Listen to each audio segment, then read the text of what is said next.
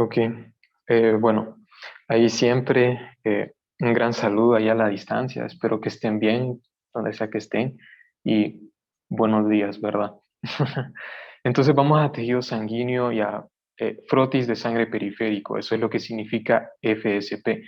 Y esta práctica es bien bonita, e incluso presencial, es una práctica súper bonita. Yo ya les voy a decir por qué.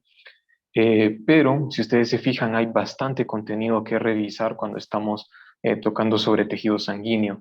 La sangre es incluso es importante para la clínica, para hacer diagnósticos. Muy, muy importante la sangre para hacer diagnósticos. Entonces, ustedes van a tener que ir memorizando algunos datos. Quizás ahorita, cuando estamos iniciando, no nos gusta, ¿verdad?, estar memorizando esos porcentajes que salen en los libros, pero ahorita sí va a ser necesario memorizarse esos porcentajes, porque, porque eso nos va a servir para hacer un diagnóstico, para saber cómo está la proporción de esa cantidad de células. Y no se imaginan, es bien bonita. En lo personal no es de mis prácticas favoritas, les diré, o sea, no es neuro, pero sí es bien interesante y muy bonita y tiene bastante bioquímica y moléculas. Eso a mí me gusta bastante, que tenga bastante bioquímica. No me agarra. Como siempre, sean observadores, ¿verdad? Ustedes ya saben cómo es mi dinámica y yo siempre uso bastantes esquemas, así que presten muchísima atención. Y siempre, ¿verdad? Traten de tomarle captura a las placas que yo señale para que ustedes se acuerden y vayan interpretando de una manera correcta y de una manera adecuada los distintos esquemas, ¿verdad? Y ahí siempre voy a hacer anotaciones, ¿verdad? Así como hicimos la vez pasada.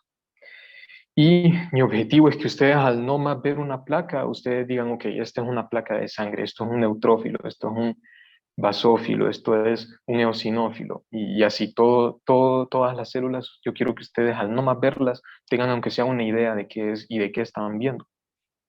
Siempre ese es el objetivo, incluso este es el objetivo que está en el manual. Ahora bien, si viene alguien y ustedes están caminando por la calle y viene alguien y les pregunta, ¿qué es el tejido sanguíneo? Ustedes les van a decir, el tejido sanguíneo es permítanme, el tejido sanguíneo es un tejido conectivo especializado. Permítanme, aquí, un tejido conectivo especializado, ¿ok? Si se fijan aquí en el tejido conectivo especializado, aquí está la sangre y ese es el tema que vamos a ver hoy.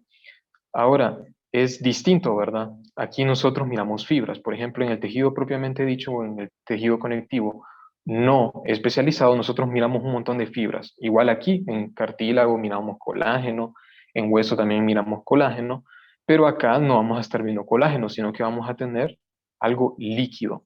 Entonces voy a entrar más en detalle en eso.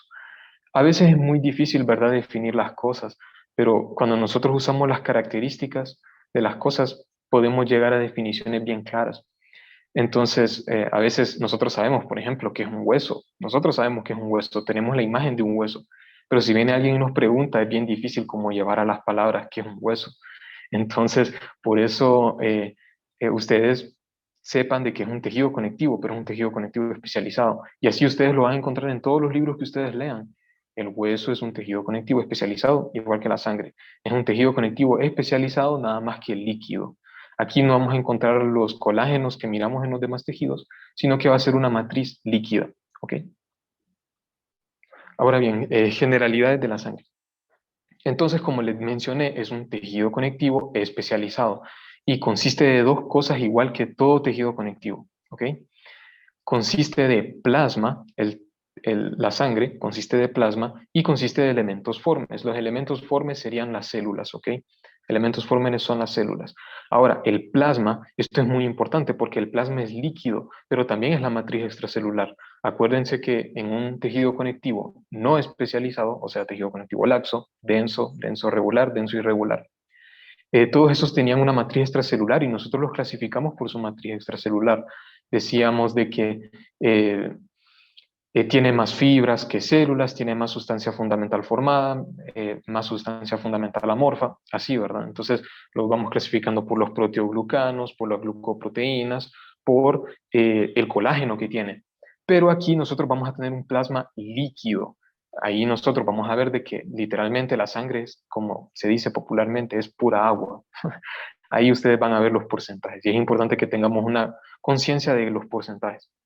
Ahora, es un tejido conectivo ligeramente alcalino.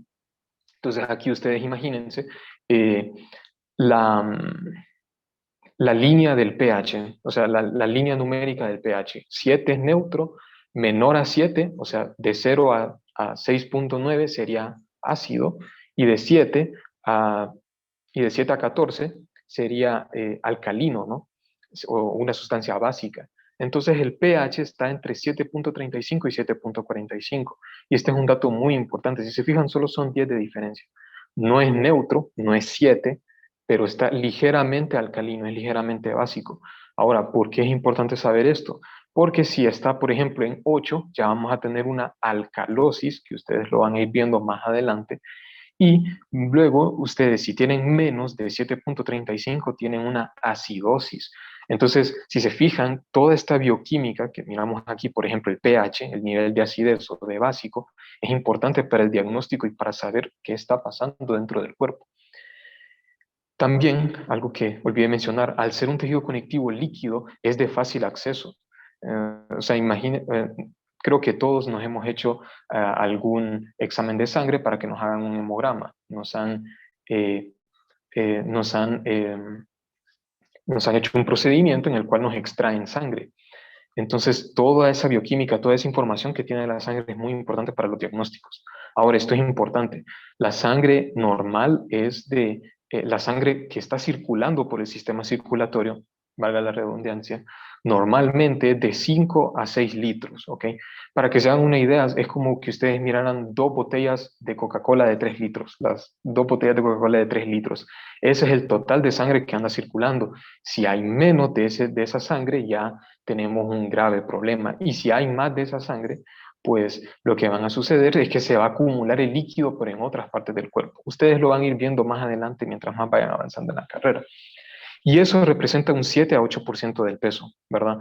O sea, si ustedes pesan, por ejemplo, 100 libras, entonces 8 libras, bueno, mejor kilogramos, 100 kilogramos, ustedes van a ver de que 8 kilogramos va a ser parte de la sangre, ¿ok? Si pesan más, no es por la sangre, ¿ok? No es porque tienen más sangre.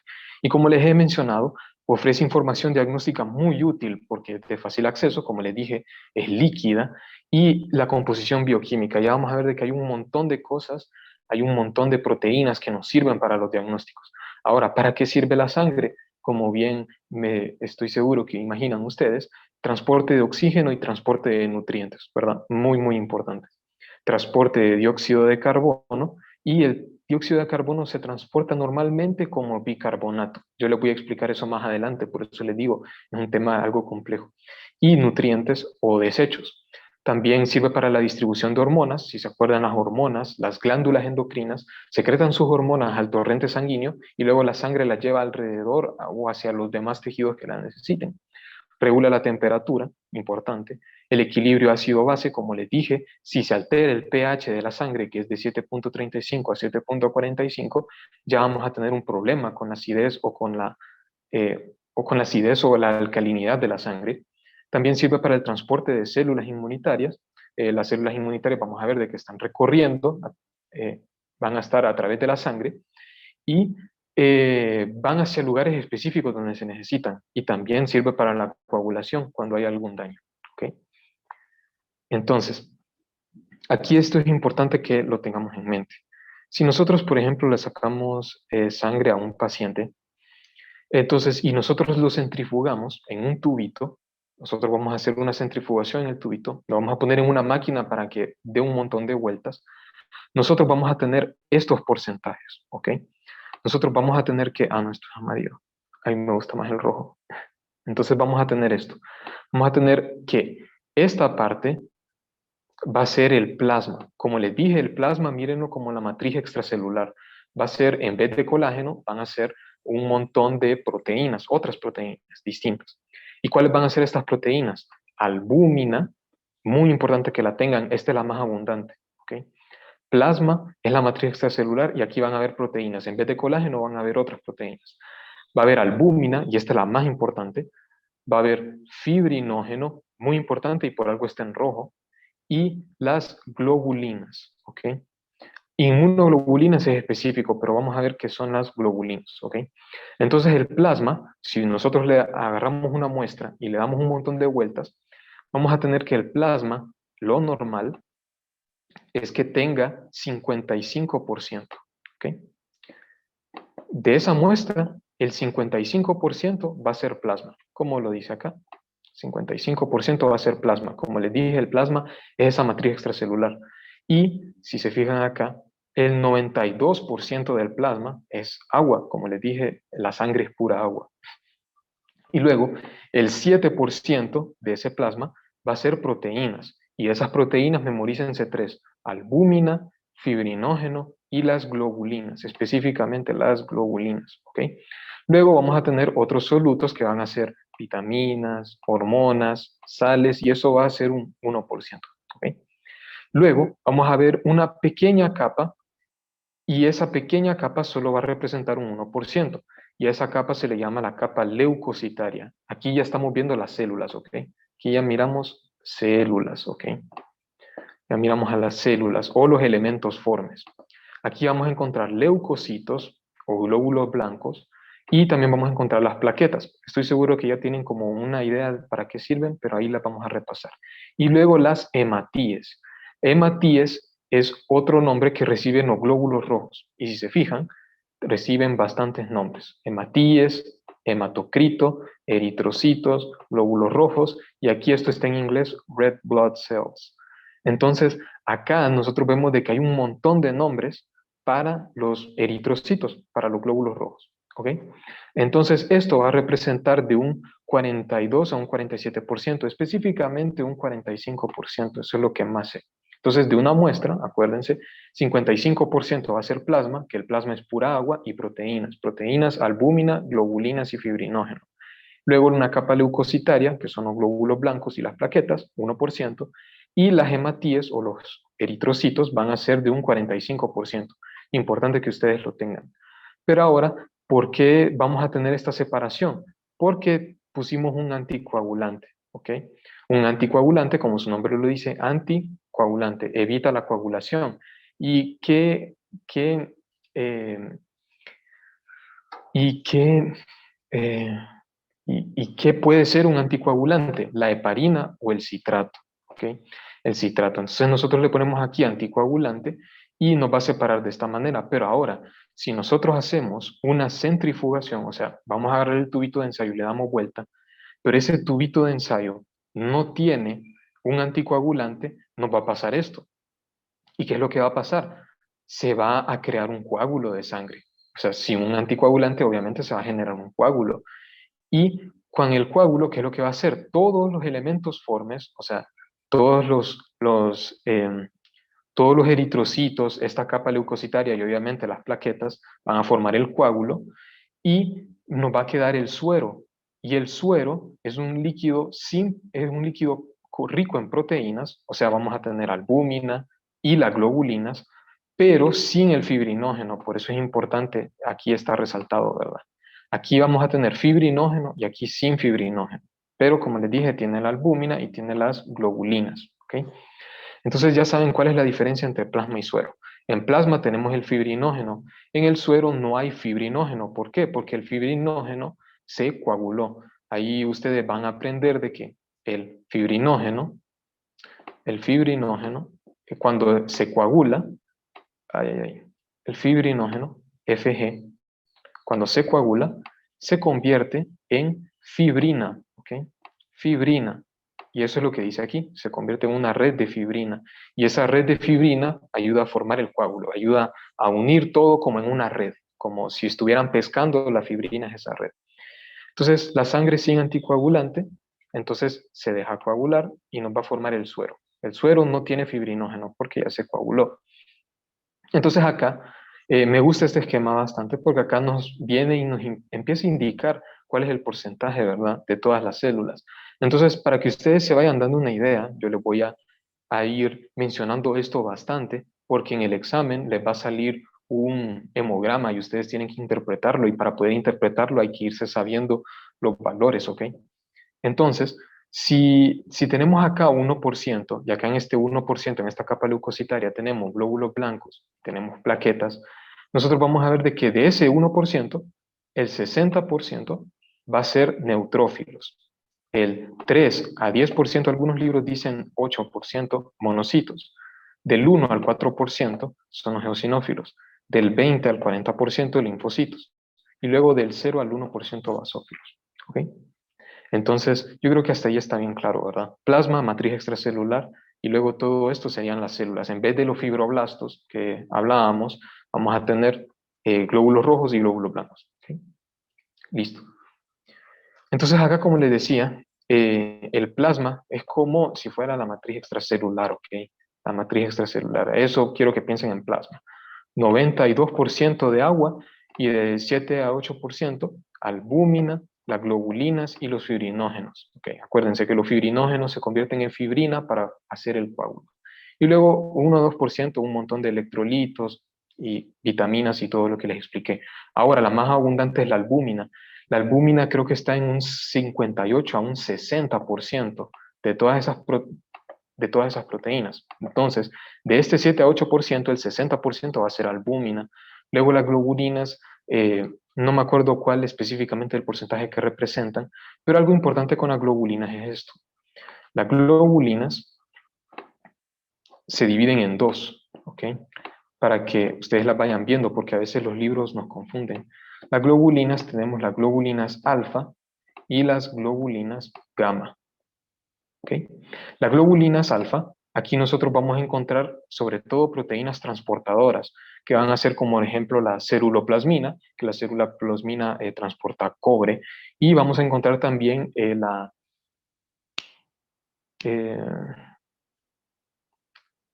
la transferina, que la transferina lo que va a hacer es que va a transportar hierro. Y aquí en las gamma globulinas nosotros vamos a encontrar los anticuerpos. Los anticuerpos que también se conocen como inmunoglobulinas, ¿ok? Los anticuerpos que se conocen como inmunoglobulinas. Y ahí es donde nosotros vamos a encontrar esas células inmunitarias. Luego, en inmunología, en tercer año, o sea, el primer parcial de micro, ustedes van a ver bastante estas inmunoglobulinas, ¿ok? También ahorita en el segundo parcial, cuando miren sistema linfático. Pero lo más importante es que la albúmina es la proteína más importante, es la más abundante, ¿ok? La albúmina, ustedes van a leer en sus libros que se encarga de la presión coloidosmótica y la presión oncótica. Este es un concepto bien complicado, ¿verdad? Pero ustedes en fisiología lo van a ir entendiendo mejor, y en el transcurso de los años ustedes van a ir entendiendo mejor ese concepto de presión coloidosmótica. Pero por ahora solo quiero que entiendan que es la presión que hacen las proteínas hacia los líquidos, ¿ok? La presión que hacen las proteínas a los líquidos. Eso es la presión coloidosmótica. Así que como ya hicimos una reseña de toda la matriz extracelular, o sea, hicimos la reseña del agua, de todas las proteínas que hay. Acuérdense, la albúmina es la más abundante. Entonces ahorita lo que vamos a hacer es que vamos a estar revisando las células, ¿ok? Las células, los elementos formes. Primero los glóbulos rojos, y hay bastante contenido en cuanto a los glóbulos rojos, bastantes cosas les diré. Entonces los glóbulos rojos, yo los quiero que ustedes los piensen como que si fueran un disco bicóncavo, ¿ok? Y es flexible, eso es importante, es flexible. ¿Por qué bicóncavo? Cuando ustedes piensen en bicóncavo, yo sé que quizás lo vieron en biofísica, sobre todo en lentes, pero cuando piensen en cóncavo, por favor piensen como que están cavando, o sea, literalmente, eso es lo que dice cavo, o sea, cavar, o sea, como hacer un hoyo. Entonces lo que va a hacer es que va a generar ese hoyo, o como que si fuera un plato hondo. Entonces es importante saber eso, porque eso ayuda a aumentar el área con el que ellos pueden agarrar el oxígeno. Y como su función principal es transportar oxígeno y dióxido de carbono. Como les dije, al ser un disco cóncavo, o sea, al hundirse y al cavar, lo que va a hacer es que van a crear más área para poder transportar más oxígeno y más dióxido de carbono. Y es flexible, eso es muy importante, yo ya les voy a explicar por qué. Son células que no tienen núcleos, o sea, son anucleados, y eso es importante también. Y tampoco tienen organelos, Los eritrocitos no tienen organelos y no tienen núcleo, pero sí tienen un montón de enzimas. Entonces, ¿qué es lo que tenemos acá? Nosotros acá tenemos pura membrana plasmática, puros fosfolípidos y citoplasma. Acá sería la membrana, este reborde, y este rojo más claro sería todo el citoplasma, ¿ok? Eso es lo importante. Ahora, ¿cómo obtiene su energía si no tiene mitocondrias? ¿De dónde obtiene la energía? Bueno, tiene energía de la glucólisis y de una vía que ustedes van a ver mejor en bioquímica, las vías de las pentosas fosfato. De estas dos obtiene energía. De la glucólisis, acuérdense, ustedes me imagino que se saben el RAP, ¿verdad? De ese RAP en biología médica. Pero lo que sucede es de que como es un citoplasma, el citoplasma todavía tiene enzimas, entonces puede desdoblar la glucosa. Ahora, el eritrocito lo han visto como la regla del histólogo, ¿ok? ¿Por qué? Porque en comparación a las demás células, se puede sacar el tamaño. O sea, los eritrocitos se usan para comparar el tamaño de las demás células. ¿Y cuál es el tamaño normal de los eritrocitos? O sea, el diámetro normal, 7.8 micras. Ustedes van a ver de que se mencionan a veces un menos como de 6 a 7.2, pero al menos el roce eso es lo que nos indica y me gusta bastante este esquema. Ahora, al ser un disco cóncavo, si se fijan, va a tener diferentes longitudes. Entonces, acá va a tener una longitud de 2.6 en uno de los extremos del disco, pero en el centro del disco, donde está esa depresión, donde ustedes cavaron, vamos a tener 0.8 micras, ¿ok? Y ahora, ¿por qué es importante esto? Esto es muy importante, esta depresión, porque en esta depresión, ¿qué es lo que significa? Que la membrana celular está más cerca de la otra. Esta membrana de aquí arribita está más cerca de esta otra membrana de aquí abajito. Entonces, eso nos va a ayudar a cómo ver el disco en la placa, ¿ok? Ahora, algo importante, acá son los 120 días que dura. O sea, el eritrocito está 120 días, de unos 3 a 4 meses. Y luego son fagocitados. O sea, después de 120 días ya esos eritrocitos están viejos y van a ser fagocitados. Y luego un 90% son fagocitados en el vaso, en el hígado o en la médula ósea. Y un 10% solo se desintegran. Ahí están en los vasos y se desintegran.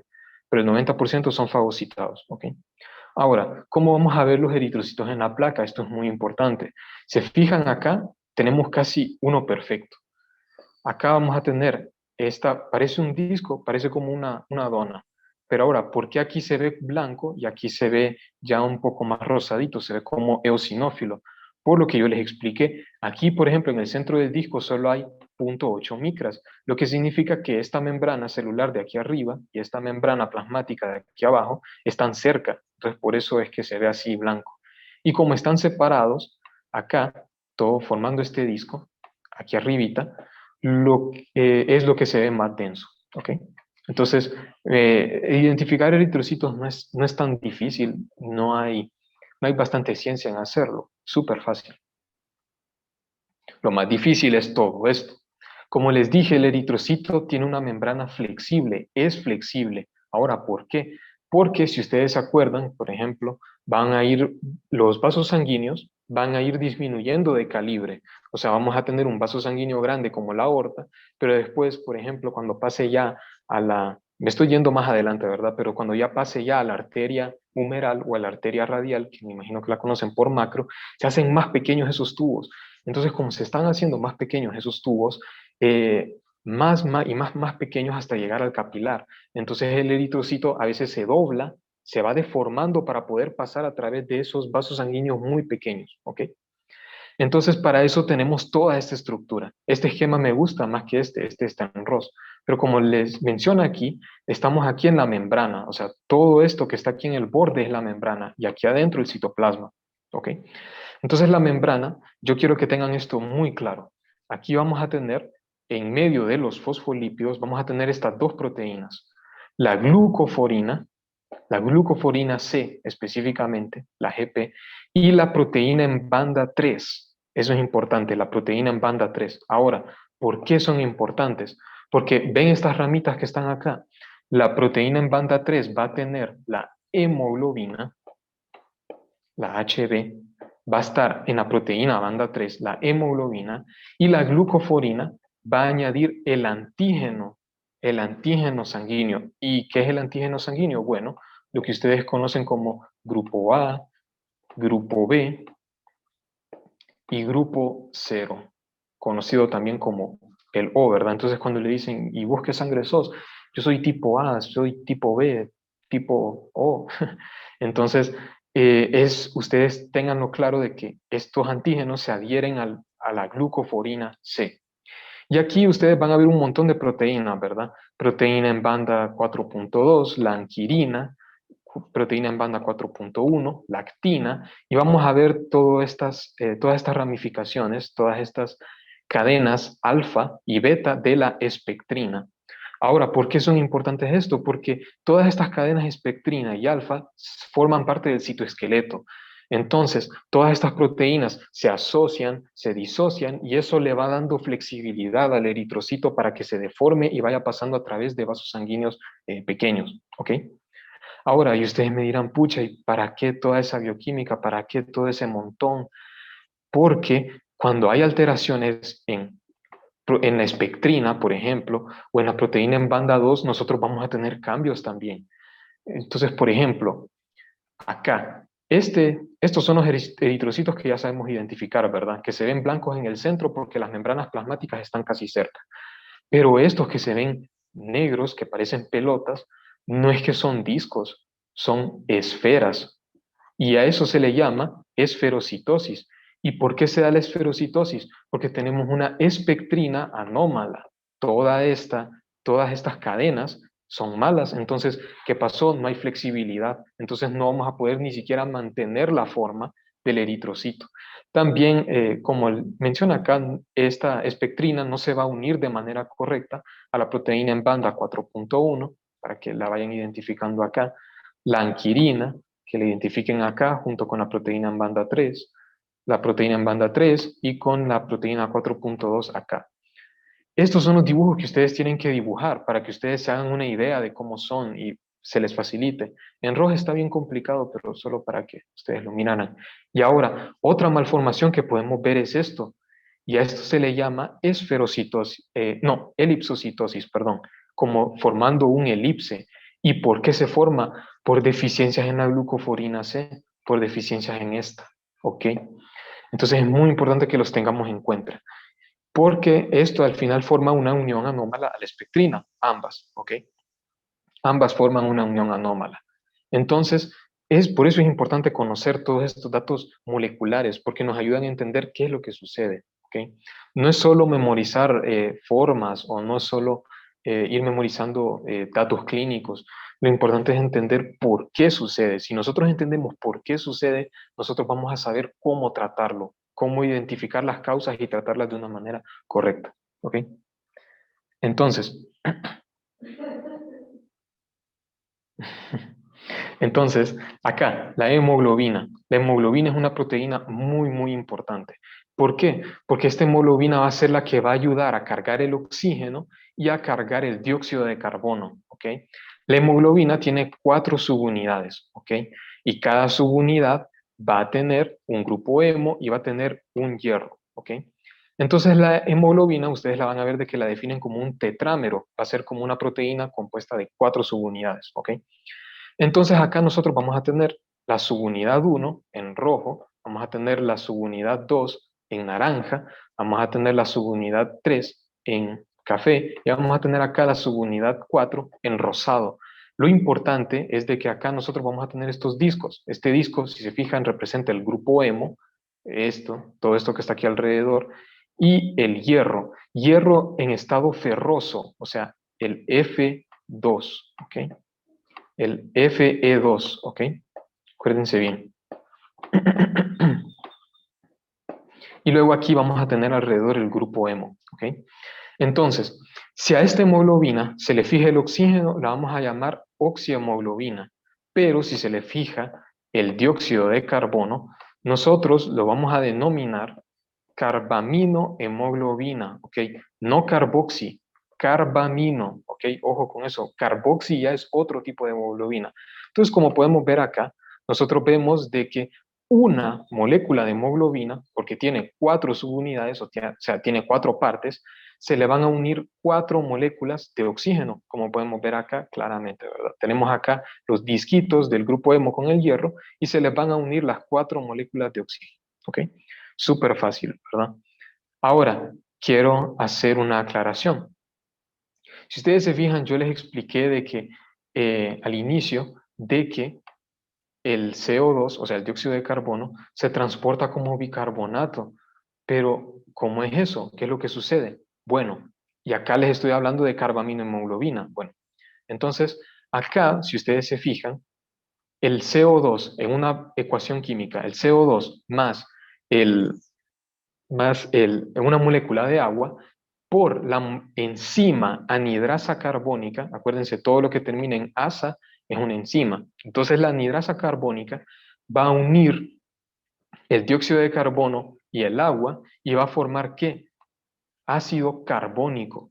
Y luego la anidrasa carbónica también va a convertir a eh, bueno, va a haber otra enzima, perdón, va a haber otra enzima que va a convertir el ácido carbónico en iones de hidrógeno o protones y en bicarbonato. Eso es muy importante que ustedes lo tengan en mente. ¿Por qué? Si ustedes se fijan en este esquema, aquí, si nosotros unimos el dióxido de carbono a la hemoglobina, vamos a tener lo que les mencioné, ¿verdad? La carbaminohemoglobina.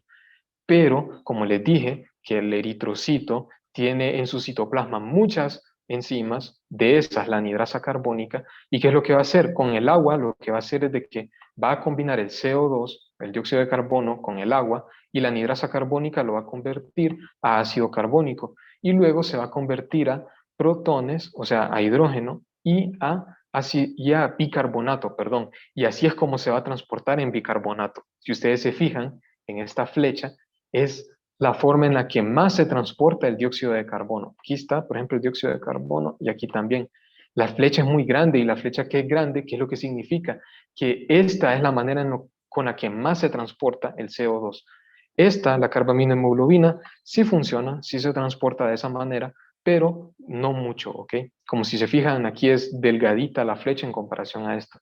Entonces, de estas dos maneras se puede transportar el dióxido de carbono para que sea expulsado en los pulmones, ¿verdad? Si se acuerdan, ¿verdad? Como desecho. Entonces se transporta de estas dos maneras para que ustedes lo tengan bien claro desde ahorita. Y ahora, ¿qué es lo que sucede acá? Aquí, ¿qué es lo que nos dice? Chloride shift.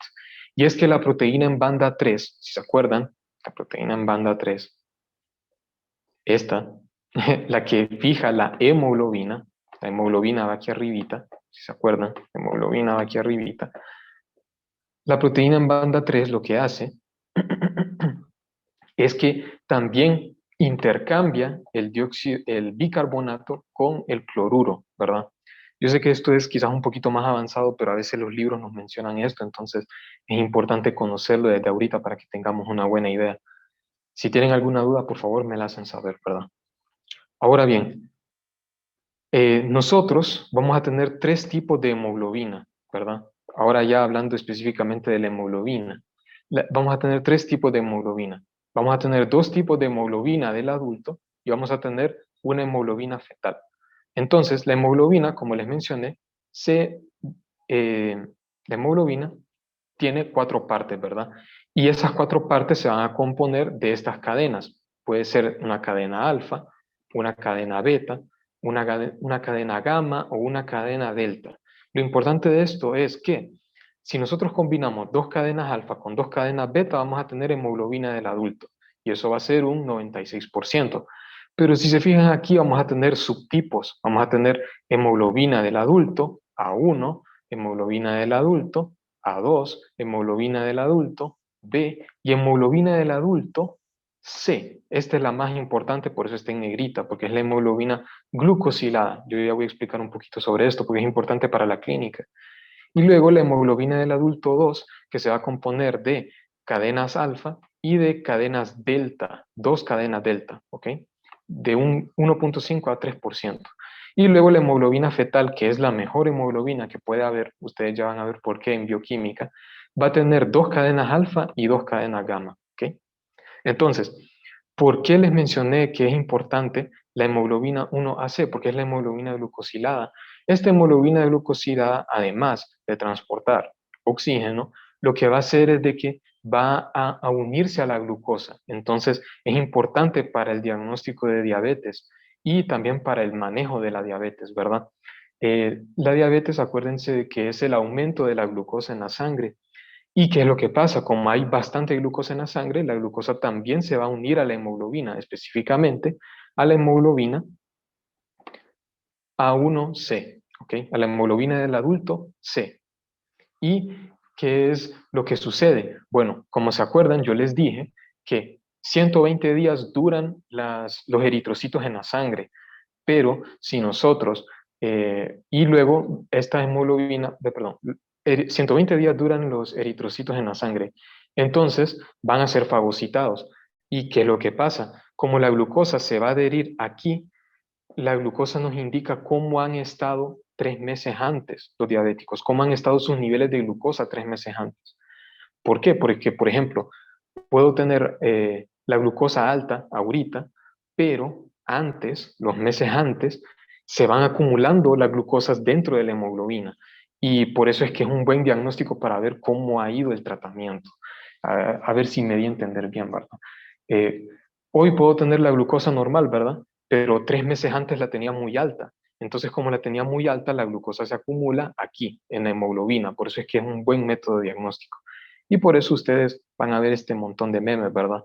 Los niños, los borrachos y la hemoglobina glucosilada siempre dicen la verdad. Porque ¿qué es lo que sucede?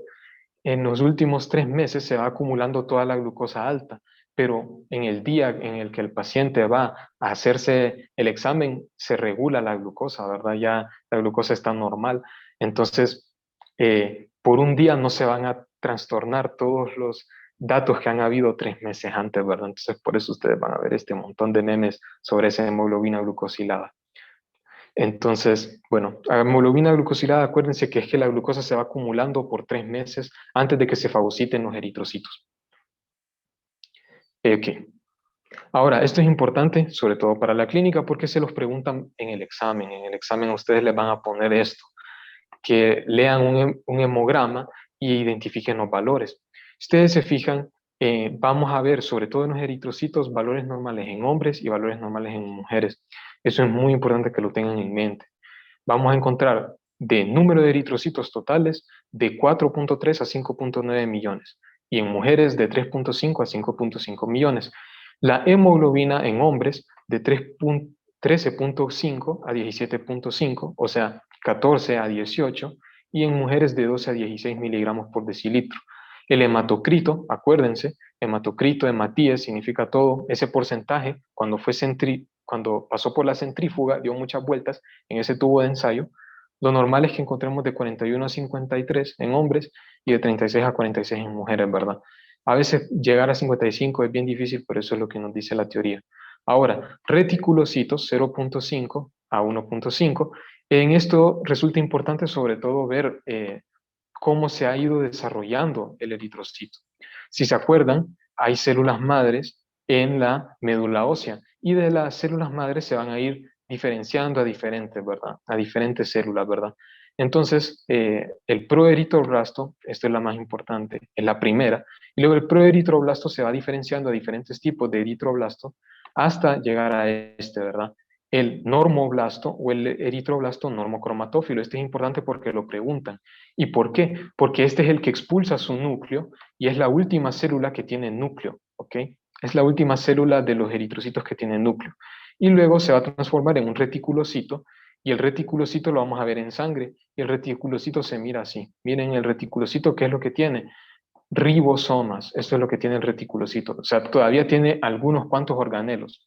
No tiene núcleo, pero sí tiene algunos cuantos organelos. Y luego está el eritrocito, que ya no tiene nada, o sea, solo tiene enzimas en el citoplasma. Y es normal de que encontremos reticulocitos de 0.5 a 1.5. Y acá el volumen corpuscular medio, vamos a tener esto, que es de 80 a 100 micrómetros cúbicos, de 80 a 100 micrómetros cúbicos, ¿ok? Ahora, ¿por qué es importante esto de volumen corpuscular medio? Si ustedes revisan algún examen, ustedes van a encontrar esto. Pero, ¿qué significa volumen? Cuando ustedes miren volumen, piensen en tamaño, ¿ok? En el tamaño de las células. sobre todo de los eritrocitos. Tamaño, uy, en el tamaño. ¿Y qué significa? Que si está arriba de 100, es que tenemos un eritrocito muy grande, pero si tenemos menor a 80, es que tenemos un eritrocito más pequeño. Y esto es importantísimo porque nos ayuda a clasificar las enfermedades. También la hemoglobina nos ayuda a clasificar las enfermedades. Entonces acá yo les puse anemia, uy, mejor lo borro. Entonces acá tenemos anemia y poliglobulia. También se le llama policitemia. Entonces, si tenemos menores al rango, o sea, menores, va a ser anemia, que este es un término bien común. Pero si tenemos mayores a este rango, vamos a tener poliglobulia o policitemia. ¿Ok? Ahora, nosotros podemos ser más específicos, dependiendo específicamente de estos valores. Entonces, por ejemplo, si tenemos baja la hemoglobina, nosotros podemos decir que es una anemia hipocrómica. ¿Ok? Hipocrómica. Acuérdense que la hemoglobina también le da el color rojo a los eritrocitos. Hipocrómica, entonces tiene bajo el color. Y si está arriba de este rango, ¿qué es lo que vamos a tener? Anemia hipercrómica. ¿Ok? Hiper de mucho, ¿verdad? Hipercrómica, crómica de color, cromos. Bueno, y luego también lo podemos clasificar por su tamaño, por el volumen corpuscular medio. Si es menor a 80, vamos a decir de que es microcítica, ¿ok? Micro, micro de pequeño, ¿verdad? Cítica de célula. Y si es mayor a este rango, si es mayor a 100 micrómetros cúbicos, vamos a decir que es macrocítica, ¿verdad? Entonces, claro, imagínense que tenemos un paciente y tiene 3 millones de eritrocitos, es masculino, ¿verdad? 3 millones de eritrocitos. Y tiene 12 de hemoglobina, no, 10 de hemoglobina, tiene 10 de hemoglobina, y tiene un volumen corpuscular medio de 50, ¿qué es lo que vamos a tener? Tenemos una anemia, porque tiene pocos eritrocitos, tenemos una anemia hipocrómica, o sea, de color bajo, porque tiene la hemoglobina baja, y tenemos microcítica, que sería una anemia porque es menor a 80, el volumen es menor. Y ahora, si tuviéramos todo lo contrario, si tuviéramos, por ejemplo, 6 millones, tenemos 18 de hemoglobina, tenemos 120, vamos a tener que poliglobulia, poliglobulia hipercrómica, macrocítica. ¿Ok? Estoy seguro que en su clase ustedes lo vieron, pero al menos esto les servirá como repaso, ¿verdad? Para ir clasificando mejor las cosas, ¿verdad? Entonces acuérdense, menos eritrocitos, anemia, muchos eritrocitos, poliglobulia. Si tiene baja la hemoglobina, hipocrómica, bajo en color. Si tiene alta la hemoglobina, hipercrómica, mucho color. Y si tiene el volumen bajo, va a ser microcítica. Y si tiene el volumen alto, macrocítica. El volumen, bueno, si ustedes se acuerdan, yo les dije que el tamaño puede ser de 6 a 7, ¿verdad? Yo les mencioné que ese puede ser el tamaño normal de un eritrocito, pero no nos van a poner eso, ese tamaño de 6 a 7, ese diámetro, no lo van a poner en un hemograma. Lo que nos van a poner en un hemograma es el volumen corpuscular medio. ¿Ok? Y acá lo vamos a ir viendo en cada una, pero solo quiero que entendamos esto, que vamos a tener una célula madre y esta célula madre se va a diferenciar. Se va a diferenciar en un progenitor linfoide o en un progenitor mieloide. Y de este progenitor mieloide vamos a tener que, dependiendo de los estímulos, vamos a tener los eritrocitos. ¿Ok? En el de Ross está mejor acá, que por ejemplo tenemos la célula madre, de esta célula madre nos vamos a tener la mieloide y luego vamos a tener la progenitora de megacariocitos y eritrocitos. Luego los eritrocitos, acuérdense, proeritroblasto, eritroblasto ortocromático o ortocromafílico, va a ser la que expulsa su núcleo, luego se va a convertir en reticulocito y tenemos el eritrocito que va a estar en la sangre. ¿Ok? Eso es lo importante que tengamos de aquí en mente de estos. Entonces, si no hay ninguna pregunta, si tienen alguna pregunta me dicen, ¿ok? Sin pena, ¿verdad? Ya vamos a ir avanzando más rápido, no se preocupen, pero es que hay bastante bioquímica que explicar, al menos en esto. Luego, elementos formes. Vamos a tener los glóbulos blancos y tenemos que también estos glóbulos blancos también se llaman leucocitos. Ahora, quiero que hagan ustedes el mapa mental. ¿Tenemos glóbulos blancos o leucocitos? Leucocitos, ¿qué es el mejor? Entonces, hagamos el mapa mental. Vamos aquí y vamos a tener los granulocitos. Y luego acá, vamos el mapa, a granulocitos. ¿Ok? Entonces, ¿qué es lo que va a suceder? Los agranulocitos se van a dividir en linfocitos y monocitos, y los granulocitos se van a dividir en tres: neutrófilos, eosinófilos y basófilos. ¿Ok? Su nombre nos indica mucho. Gránulo, que tiene gránulos, que tiene granos, puntitos; citos, células; agranulocitos. Cuando ustedes miren el prefijo a, significa es sin, granulocitos. Ok, sin gránulos, células sin gránulos. Entonces, para que lo tengan en mente, bastante en mente. Entonces, acá, como les dije, hagan ese esquema mental: granulocitos, neutrófilos, basófilos, eosinófilos, agranulocitos, monocitos y linfocitos. Aquí se los puse para que ustedes vayan viendo cómo se ven, ¿verdad? Ya saben identificar los eritrocitos, entonces vayan identificando acá los granulocitos, ¿verdad? Todas las células blancas, los glóbulos blancos. Leuco significa blanco, citos, células, leucocitos, células blancas, ¿ok? Las vamos a ir viendo en detalle. La primera, el neutrófilo, pero también se llama polimorfo nuclear. Ese es otro nombre que reciben los neutrófilos. Ahora, son los leucocitos más abundantes, acuérdense, 60-70%. Su tinción es neutra, por eso es que se le llaman neutrófilos, ¿ok? Y tiene un núcleo multilobulado, ¿ok? Vamos a tener un núcleo que se divide en 4 partes, ¿ok? Puede ser de que se divida en 4, puede ser que se divida en 3, ¿verdad? Pero vamos a tener un solo núcleo que se divide en 4 partes, ¿verdad? Y va a estar unido acá por material genético, ¿verdad? Cromatina, se va a unir acá. Van a estar estos lóbulos, estas partes del núcleo se van a ir uniendo, ¿verdad? Ahora, ¿para qué sirven los neutrófilos? Los neutrófilos nos ayudan contra las bacterias. Si ustedes piensan en una infección bacteriana, piensen en neutrófilos primero. Y también en la inflamación. Es muy, muy útil. Ahora, algo especial que podemos ver en los neutrófilos es el corpúsculo de Barr. Y el corpúsculo de Barr lo define Ross como un palillo de tambor. ¿Y esto qué es? Acuérdense que las mujeres tienen 2 cromosomas X de los 46 que hay, ¿verdad? Hay 46 cromosomas, 2 van a ser cromosomas sexuales. Las mujeres tienen XX y los hombres tienen X y Y. Entonces, de las mujeres, de esos 2 cromosomas X, uno se va a inactivar y a eso se le llama palillo de tambor. Entonces ese cromosoma X inactivado es el palillo de tambor, que lo podemos ver acá. Ahora, en una placa de verdad, nosotros lo vamos a ver acá y es claro, ¿verdad? ¿Y qué significa que nosotros miremos ese palillo de tambor, ese pedacito chiquitito? Significa que es una mujer, ¿verdad? Y que tiene 2 cromosomas X sexuales, ¿verdad? Eso es lo que significa. Ahora bien, como les mencioné, hagan ese mapa mental. Y cuando hablamos de neutrófilos, tenemos que pensar en gránulos, porque son granulocitos. Y ahora, los gránulos van a ser membrana de fosfolípido, que adentro van a haber enzimas. Entonces, ¿qué significa? Que estas van a ser como las pistolas, van a ser como las armas que tienen los neutrófilos para poder atacar, ¿ok? Entonces vamos a tener así, y divídanlo así de un solo, ¿verdad?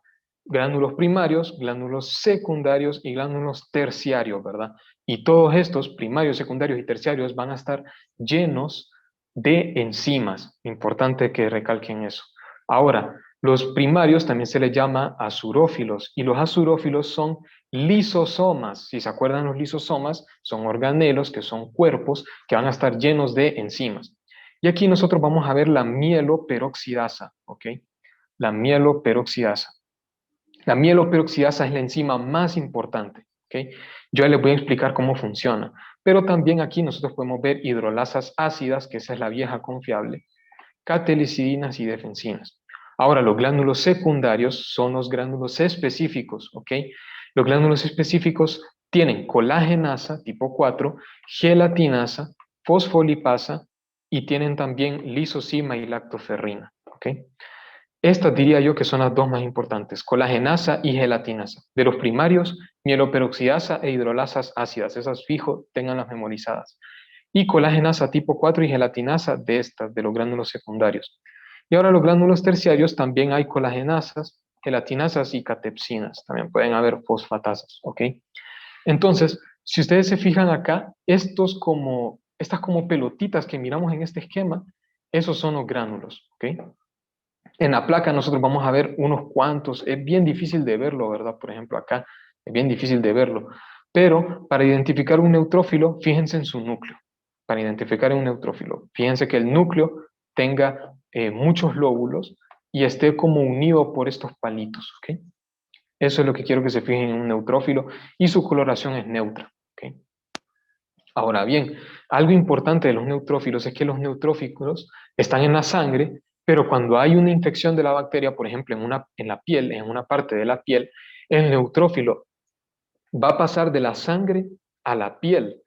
Y ese es un proceso fascinante, es muy bonito.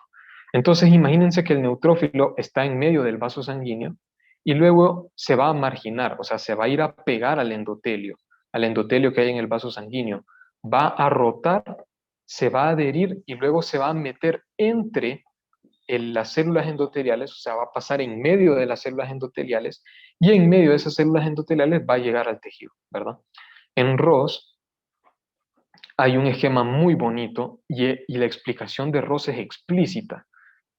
Miren, en Ross, o sea, va a ir en medio el neutrófilo, aquí vamos a ver el endotelio del vaso sanguíneo, y luego el neutrófilo va a tener receptores de integrina, de Cilial-Lewis y receptor de interleucina. Esto no voy a entrar mucho en detalle porque es demasiado y lo van a entender mejor en fisio. Todo esto que ustedes miren acá, selectina, preselectina, eh, el ICAM es como eh, el addition molecule, moléculas de adhesión, quimosinas, heparina, histaminas, todo esto lo van a entender mejor en fisiología y en bioquímica.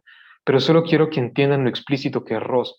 Ross dice que va el neutrófilo en medio, luego se va a marginar, se va a unir a los receptores que tienen el endotelio, ¿verdad?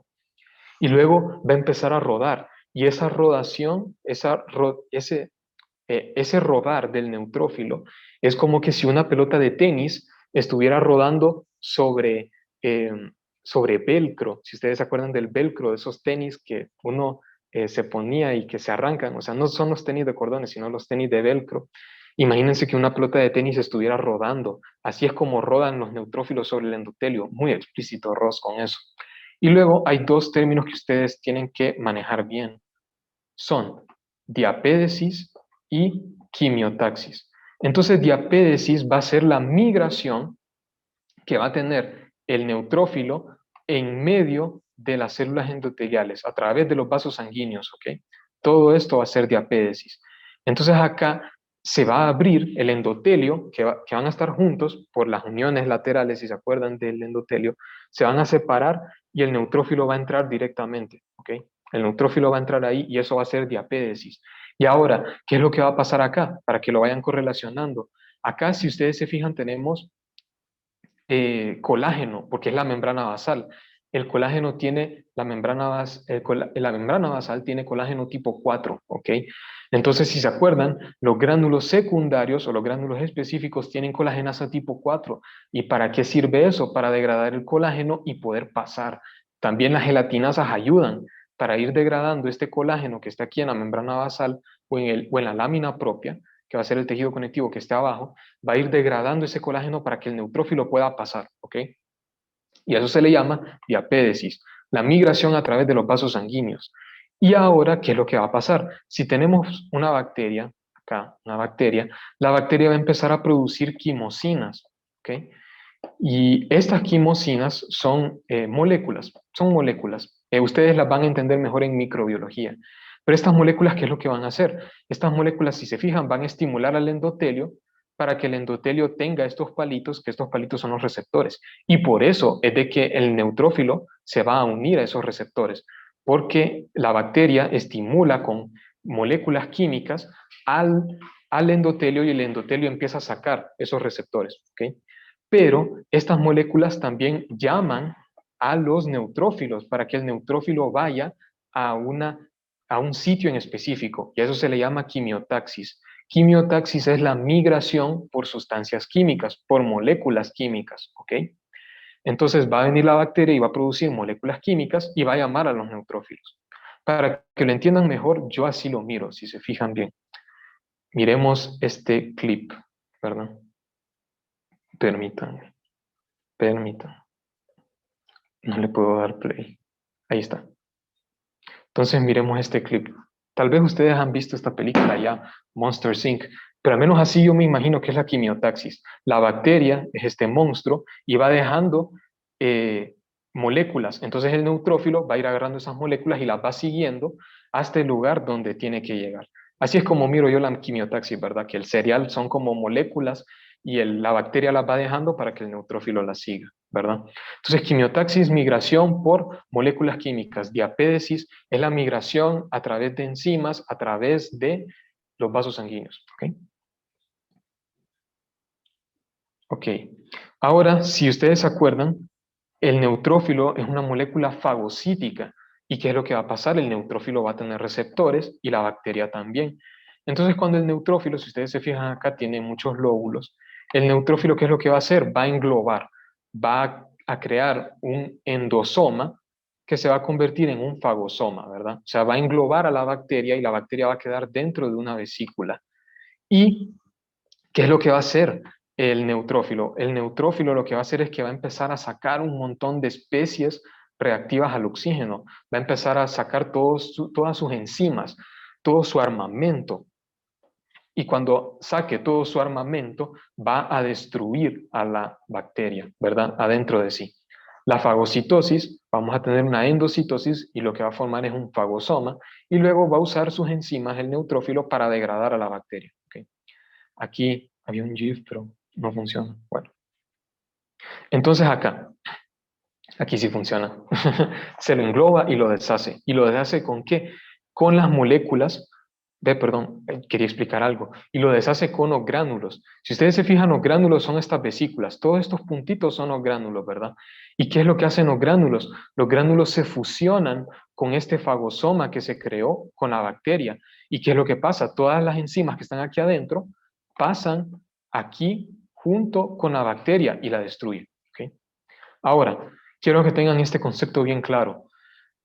Todo esto, la fusión de todos estos gránulos que se van a ir a fusionar con el fagosoma, y el fagosoma tiene a la bacteria aquí adentro, todo eso se le llama estallido respiratorio, ¿ok? Estallido respiratorio. Y miren, aquí vamos a tener la mieloperoxidasa, que está en el gránulo azurófilo o en el gránulo primario, y miren qué es lo que va a hacer la mieloperoxidasa. La mieloperoxidasa va a agarrar el peróxido de hidrógeno, por eso peroxidasa, el peróxido de hidrógeno o agua oxigenada, cloruro y hidrógeno, y lo va a convertir en ¿qué? Miren cómo van estas flechas, lo va a convertir en ácido hipocloroso, y esto es muy dañino para la bacteria. Y ahora nosotros vamos a ver esta enzima, todo esto que tiene como un montón de P's, se le llama NADPH oxidasa. La oxidasa, acuérdense, todo lo que termina en asa es una enzima. ¿Y qué es lo que va a hacer? Si se fijan, va a convertir el oxígeno en una molécula que a mí me gusta, ¿cómo se llama? Superóxido. A mí me gusta ese nombre, superóxido. Y el superóxido va también a dañar a la bacteria, se va a unir con el hidrógeno para formar peróxido de hidrógeno y a dañar a la bacteria. Entonces, estos son los esquemas que ustedes tienen que dibujar para que ustedes se vayan haciendo una idea. Y toda esta destrucción, como les dije, se le llama estadio respiratorio. Si se fijan acá, los gránulos se van a fusionar para liberar todas las enzimas y las enzimas van a trabajar duro para poder destruir a la bacteria. Ahora, ¿qué es lo que pasa? Normalmente, después de todo este estallido respiratorio, todo este daño que hay dentro de la bacteria, también produce daño a los neutrófilos y los neutrófilos mueren. Y cuando un neutrófilo con bacteria muere, nos va a formar pus, ese líquido amarillento y blanco, que lo vamos a ver acá. Aquí, por ejemplo, miramos bacterias junto con glóbulos blancos y eso lo que nos va a formar es pus. ¿Okay? La muerte de los neutrófilos por el estallido respiratorio con bacterias ahí adentro es pus. ¿Okay? Y el pus va a tener el color amarillo porque la mieloperoxidasa también tiene un tinte amarillento, ¿verdad? Ahora bien, como les dije, memorícense esto, 60 a 70% de los neutrófilos, fagocitosis de las bacterias, acuérdense, y cantidad 3.500 a 7.000. Esto solo es de ir practicando y mientras más vayan viendo, ustedes lo van a ir entrenando. Esta es la medida, 9 a 12 micrómetros, de 3 a 4 lóbulos, eso es lo que tiene el núcleo del neutrófilo. Y si se fijan acá, este es un cuadro que está en uno de los libros de cuarto año. Este libro de cuarto año se llama Patología de Robbins, ¿verdad? La patología de Robbins es el mejor libro de pato. Este libro es buenísimo. Y en este libro nos explica qué es lo que nos causa leucocitosis. Y la leucocitosis es aumento. Ahora, ¿qué nos va a ocasionar que los neutrófilos estén más de 7.000 o estén más de 70%? Una infección bacteriana. Si tenemos bacterias, los neutrófilos van a subir porque van a ir a fagocitar esas bacterias para que haga un estallido respiratorio. ¿Ok?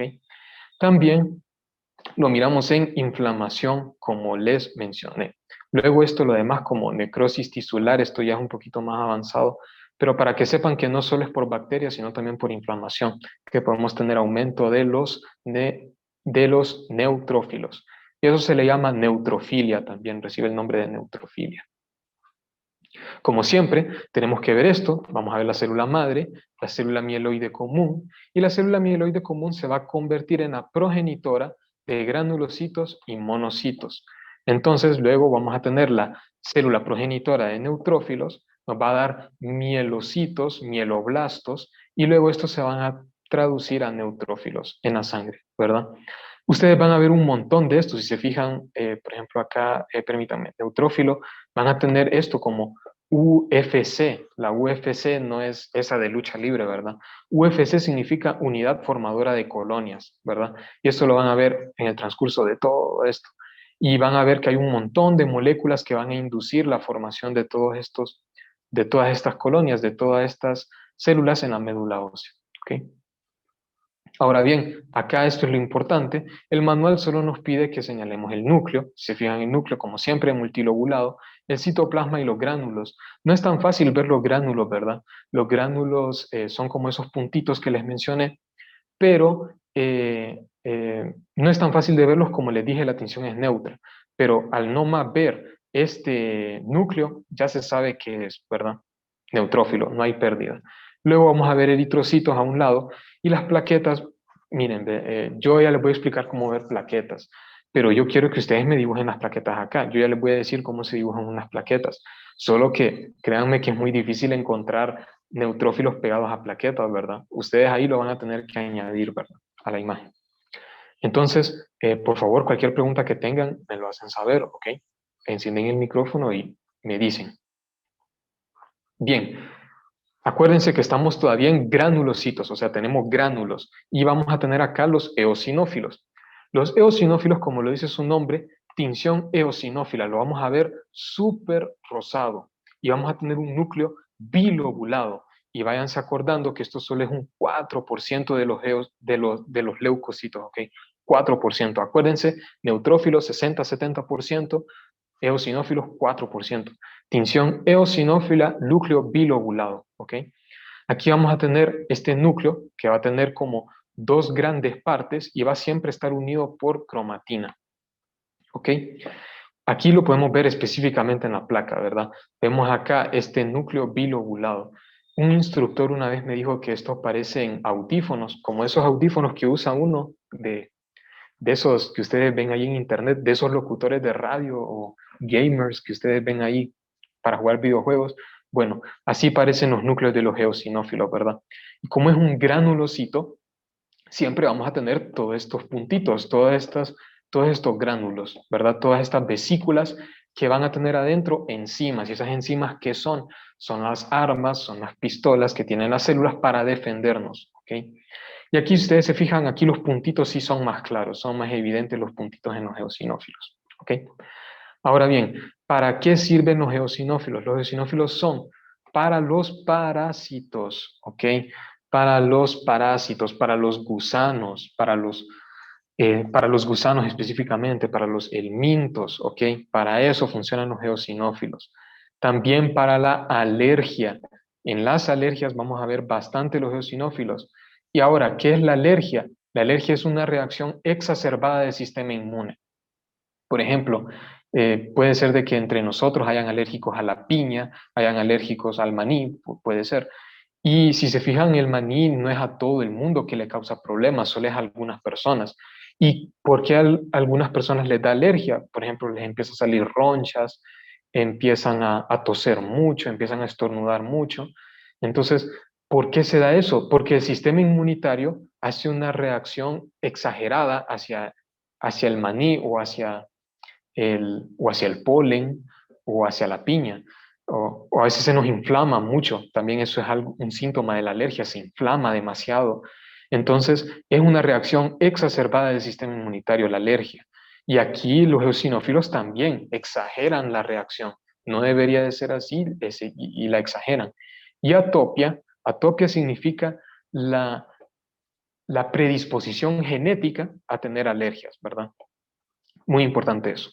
Ahora aquí solo vamos a tener dos tipos de gránulos. Acuérdense, gránulos son vesículas que adentro tienen enzimas y tienen enzimas. Y como siempre aquí solo vamos a ver gránulos primarios y vamos a ver gránulos secundarios.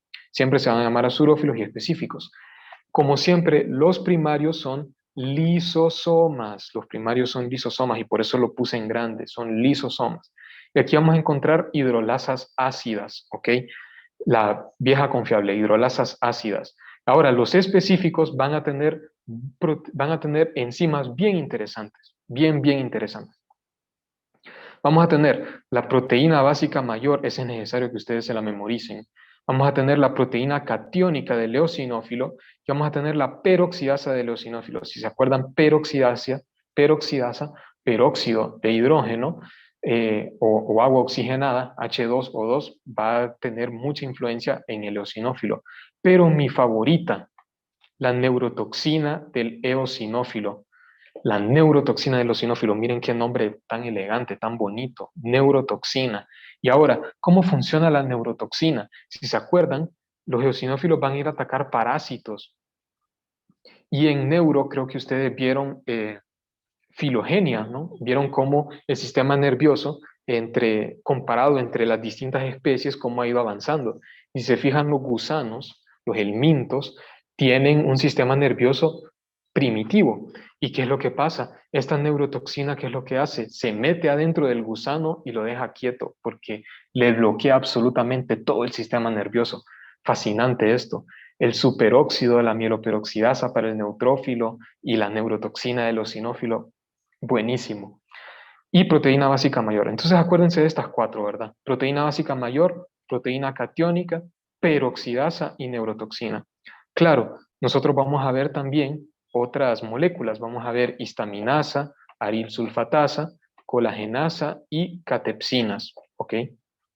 También se pueden encontrar eso en los gránulos secundarios, pero la que más me gusta, la neurotoxina, fascinante. Entonces acá lo normal es que encontremos de 150 a 400 eosinófilos, si se fijan es muy poquito, podemos encontrar de un 2 a 4%, memorícenselo. Se fijan, son un poquito más grandes que los neutrófilos, de un 10 a 14 micras, y van a tener dos lóbulos, como les dije, son como audífonos. ¿Y para qué sirven? Destrucción de parásitos. Y aquí dice fagocitosis de antígeno anticuerpo. Y acuérdense que estos antígenos anticuerpos se dan por las alergias, ¿no? Ustedes van a ver de que las alergias van a hacer anticuerpos, como les dije, es una reacción exacerbada, es una reacción exagerada y lo va a fagocitar y por eso es que vamos a tener esas reacciones de alergia. Ahora, la eosinofilia, la leucocitosis, aumento en la cantidad de eosinófilos, se da por trastornos alérgicos como el asma. El asma es un trastorno alérgico, ¿verdad? Por las infecciones parasitarias. Y aquí, por ejemplo, cuando hay alergia a medicamentos también puede ocurrir. Y a veces, si se fijan bien, podemos encontrar en procesos malignos, a veces en cáncer. No es tan común, pero sí sucede. Ahora bien, acá, como siempre, progenitora mieloide, vamos a ir a la progenitora de granulocitos y luego la progenitora de granulocitos se va a dividir en la progenitora de eosinófilos. Como siempre, unidades formadoras de colonias para formar el eosinófilo. ¿ok? Y aquí, esto es lo que podemos ver en la placa, ¿verdad? Si ustedes se fijan acá, el núcleo bilobulado, vamos a tener un núcleo con dos partes grandes y vamos a tener siempre los gránulos, vamos a tener como pequeñas vesículas muy, muy importantes. Y en estas pequeñas vesículas, ¿qué es lo que van a ver? Las enzimas, ¿ok? Las pistolas, las armas que van a tener los eosinófilos para atacar a los parásitos, la neurotoxina, mi favorita, y la proteína básica mayor, la proteína catiónica y la peroxidasa. Entonces, las plaquetas, como les dije a ustedes, ahí ustedes van a tener que dibujarlas aquí y ustedes la ponen. Y aquí los eritrocitos que ustedes ya saben cómo se miran, ¿ok? Ahora, los basófilos, como lo dice su nombre, basófilo, va a tener una tinción basófila, o sea, va a ser morado. Filo, afinidad, amor. Vaso, básico. Va a formar menos del 1% de los leucocitos. Es muy raro encontrar los basófilos. Ahora, como siempre, va a tener una tinción basófila de color morado y el núcleo va a ser de forma de S y algunos libros hasta dicen bilobulado o irregular.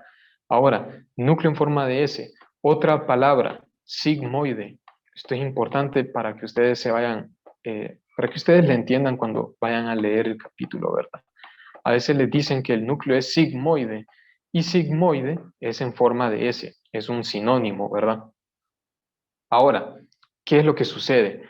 El eosinófilo tiene un núcleo en forma de S, ¿verdad? Nos dice la teoría, o puede ser irregular, pero no lo vamos a poder ver porque los gránulos se tiñen de un morado tan intenso, igual al del núcleo, que estos gránulos, estos puntos, no los van a tapar el núcleo.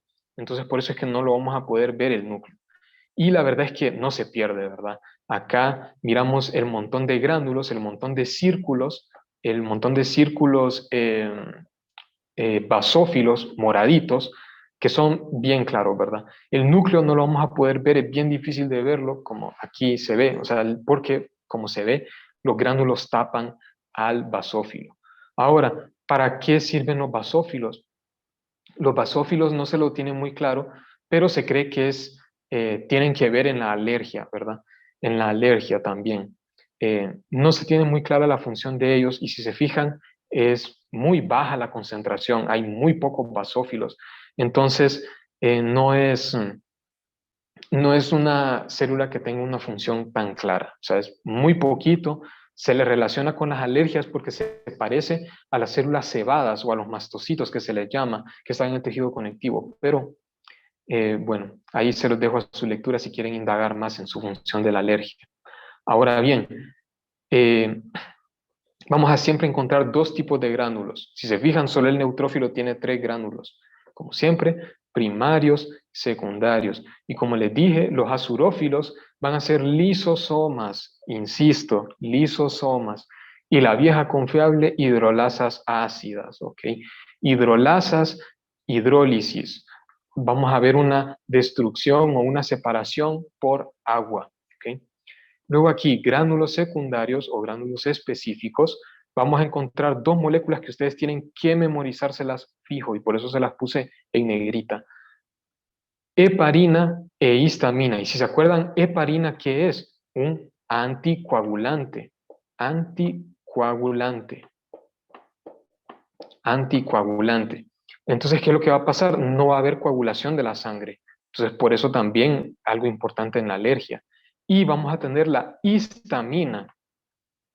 La histamina es un vasodilatador, entonces nosotros vamos a tener que los vasos sanguíneos se pueden hacer como más pequeños, pero eso se le llama vasoconstricción, pero vasodilatador es que los vasos se hacen más grandes, entonces para eso es importante la histamina, también es importante en la inflamación, como ustedes lo van a ver más adelante, y los leucotrienos que también son importantes para la inflamación, ¿ok?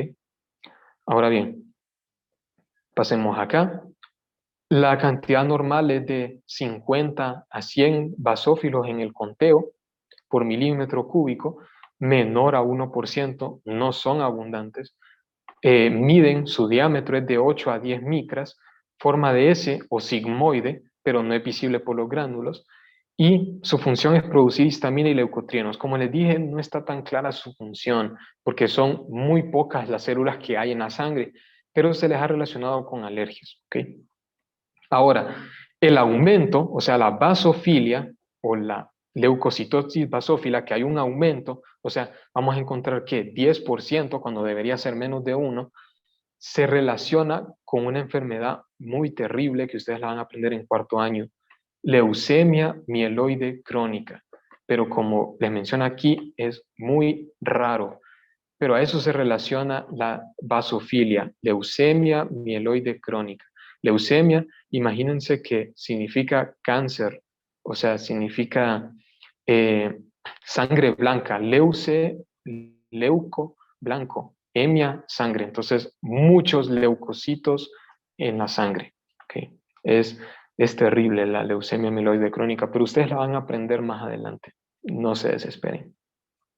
Y acá, como siempre, progenitora mieloide, bueno, células madre, progenitora mieloide, la progenitora de granulocitos, y vamos a tener acá la progenitora de basófilos. La progenitora de basófilos, acuérdense las unidades formadoras de colonias, y nos va a formar los basófilos. ¿Okay? Se relacionan bastante con estas células que les mencioné, las células cebadas o mastocitos, y estas, los mastocitos, sí tienen que ver con la alergia, igual que los eosinófilos, pero no se tiene muy clara la de los basófilos por qué están en la sangre. ¿Okay? Y aquí, como pueden ver, les señalo acá el citoplasma, estos espacios que ustedes pueden ver, apenas se pueden ver, ese sería el citoplasma. Los eritrocitos, los gránulos serían como estos círculos morados que podemos ver acá, estos círculos basófilos, y el núcleo está tapado por los eosinófilos. Perdón, por los gránulos, ¿ok? Ahora bien, ya terminamos granulocitos, ahora vamos a los agranulocitos. Y los agranulocitos, acuérdense qué significa A sin gránulos, vesículas con enzimas, sin vesículas con enzimas, ¿ok? Y vamos a tener acá linfocitos y monocitos, ¿ok? Esas dos, nada más. Solo para que se vayan ubicando, ustedes ya saben cómo identificar estas células, ¿verdad? Bilobulado, muchos gránulos, multilobulado, neutrófilo, eosinófilo, basófilo. Ya saben. Ahora vamos a los agranulocitos, ¿ok? Los agranulocitos, los linfocitos y los monocitos. Entonces empecemos con los monocitos. Los monocitos forman el 8% de los leucocitos. Y ahora, ¿para qué sirven los monocitos? Los monocitos son precursores de los macrófagos. Ya les voy a explicar. ¿Okay? Ahora, ¿cómo lo vamos a ver nosotros en la placa? Va a tener un núcleo con una escutadura pronunciada, como en forma de riñón o alubia. Alubia es el término bien elegante para decir frijol, ¿verdad? Entonces tiene un núcleo en forma de riñón o en forma de alubia, si se puede ver acá, ¿verdad? Tiene una escotadura prominente, entonces parece un riñón. Acá lo vamos a ver clarito, ¿verdad? Entonces, como les dije, estos son agranulocitos, ¿verdad? Pero si ustedes se fijan acá en este esquema, tenemos como vesículas, ¿verdad? Pero, ¿qué son estas vesículas? Son lisosomas. Y acuérdense, ¿cuáles son los lisosomas? Los lisosomas son los gránulos azurófilos.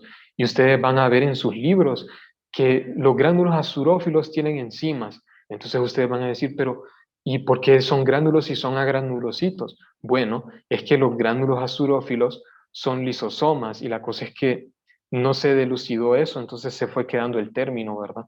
Entonces, ¿qué significa?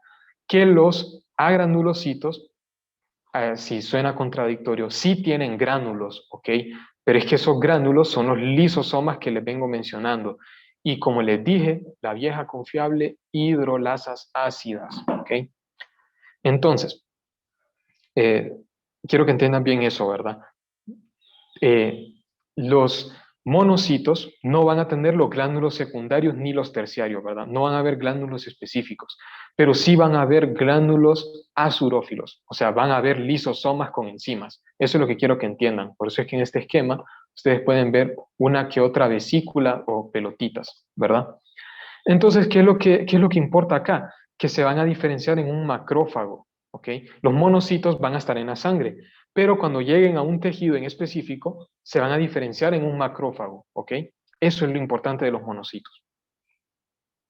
Si fijan acá, tenemos el monoblasto, que se va a diferenciar a un promonocito, y luego vamos a tener el monocito, ¿verdad? El monocito va a estar en la sangre, pero cuando salga de la sangre a un tejido en específico, se va a convertir en un macrófago. ¿Y qué es lo que hace el macrófago? Fagocita. Entonces, se va a ir al hueso y se le va a llamar osteoclasto. Se va a ir a la piel y se va a llamar célula de Langerhans. Se va a ir al cerebro y acuérdense de nuestra mejor amiga, la microglía. ¿Ok? Permítanme, por favor.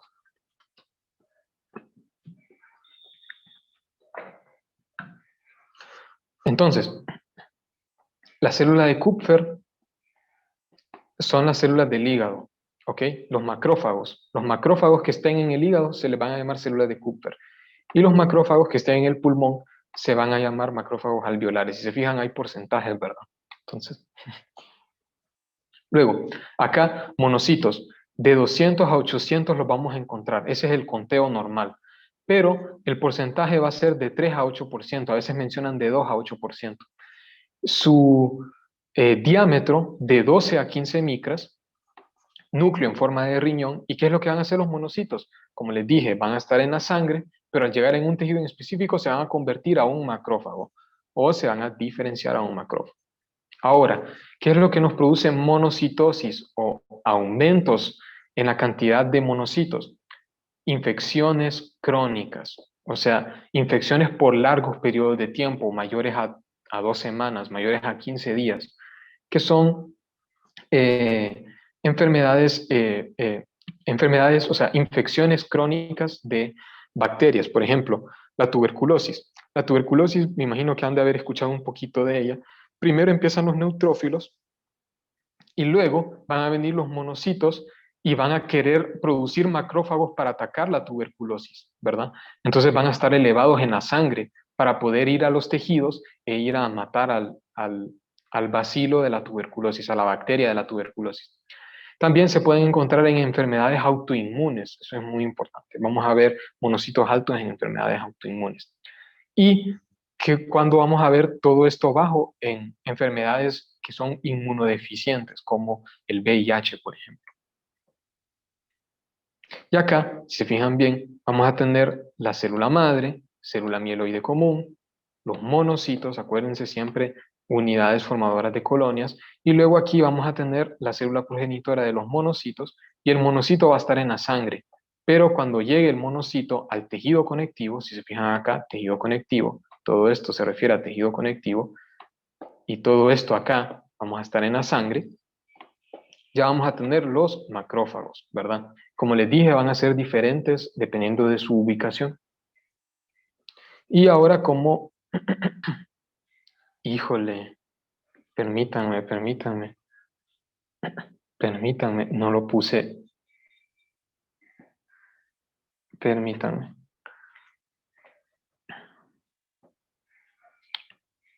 Solo un momentito.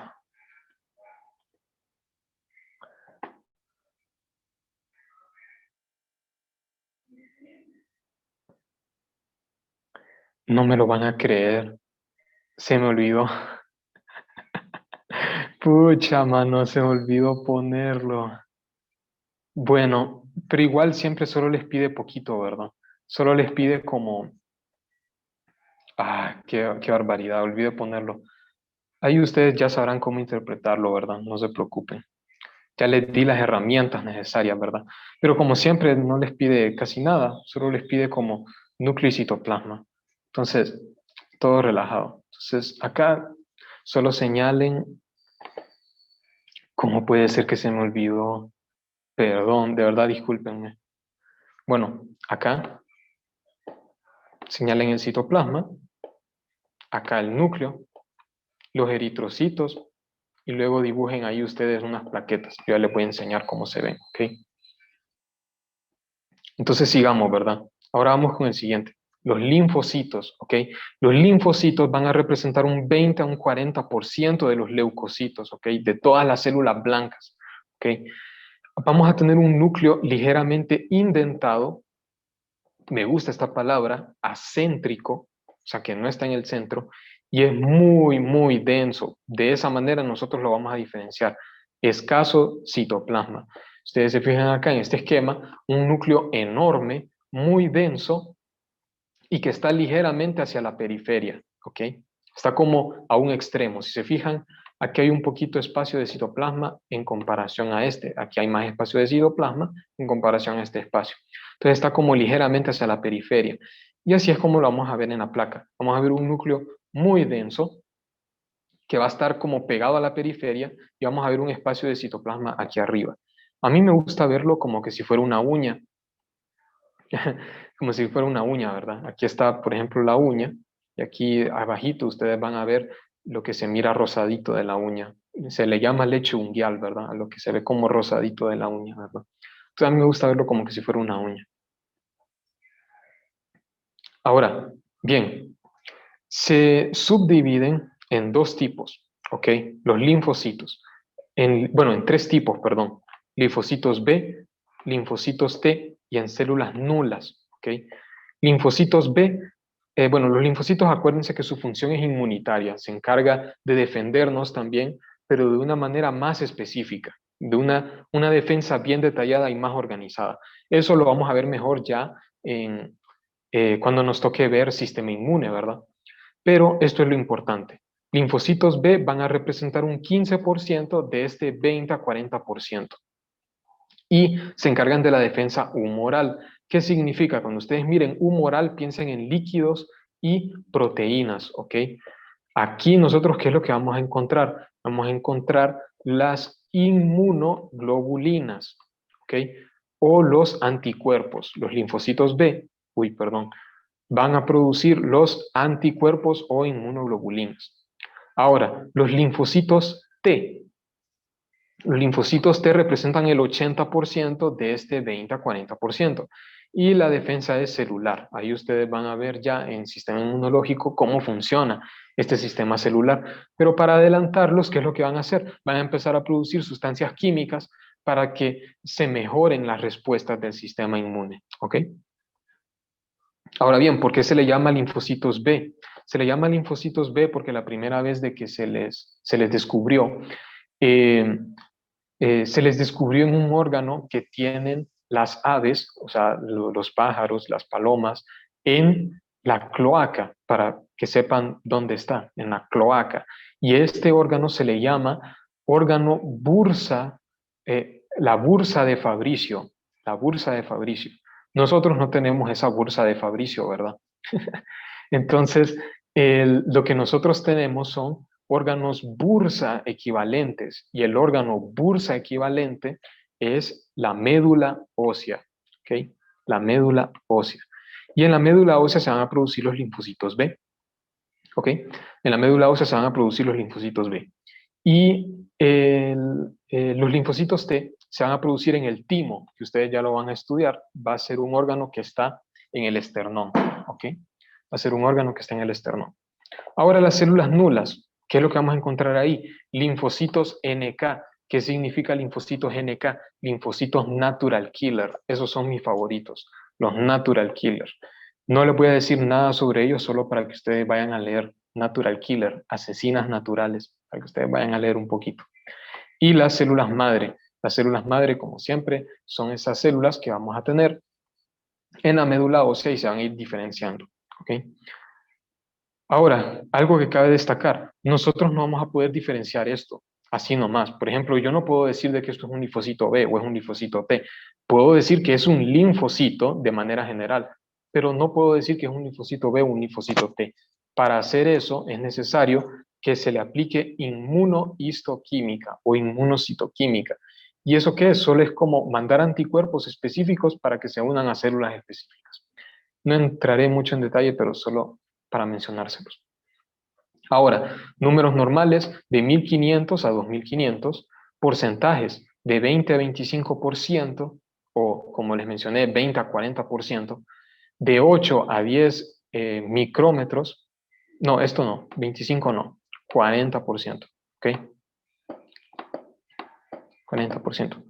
Núcleo redondo, acéntrico, como que si fuera una uña, las células T, sistema inmune celular, y las células B, sistema inmune humoral. Y humoral, piensen en líquidos y proteínas. Proteínas, anticuerpos. Los anticuerpos, las inmunoglobulinas, que se abrevian así, son por los linfocitos B, que se producen en la médula ósea, pero en inglés se le llama bone marrow, ¿verdad? Acuérdense de bone marrow. Entonces el bone marrow sirve. Ahora bien, cuando nosotros vamos a encontrar linfocitos altos, los vamos a encontrar en infecciones víricas, ¿ok? ¿Se acuerdan? Neutrófilos, infecciones bacterianas. Linfocitos, infecciones víricas, ¿ok? Importante eso. O a veces, ¿verdad? Algunas bacterias son excepciones, ¿verdad? Algunas veces por una estimulación crónica, pero eso es lo importante. Infecciones víricas, manéjenlo de primeritas así, ¿ok?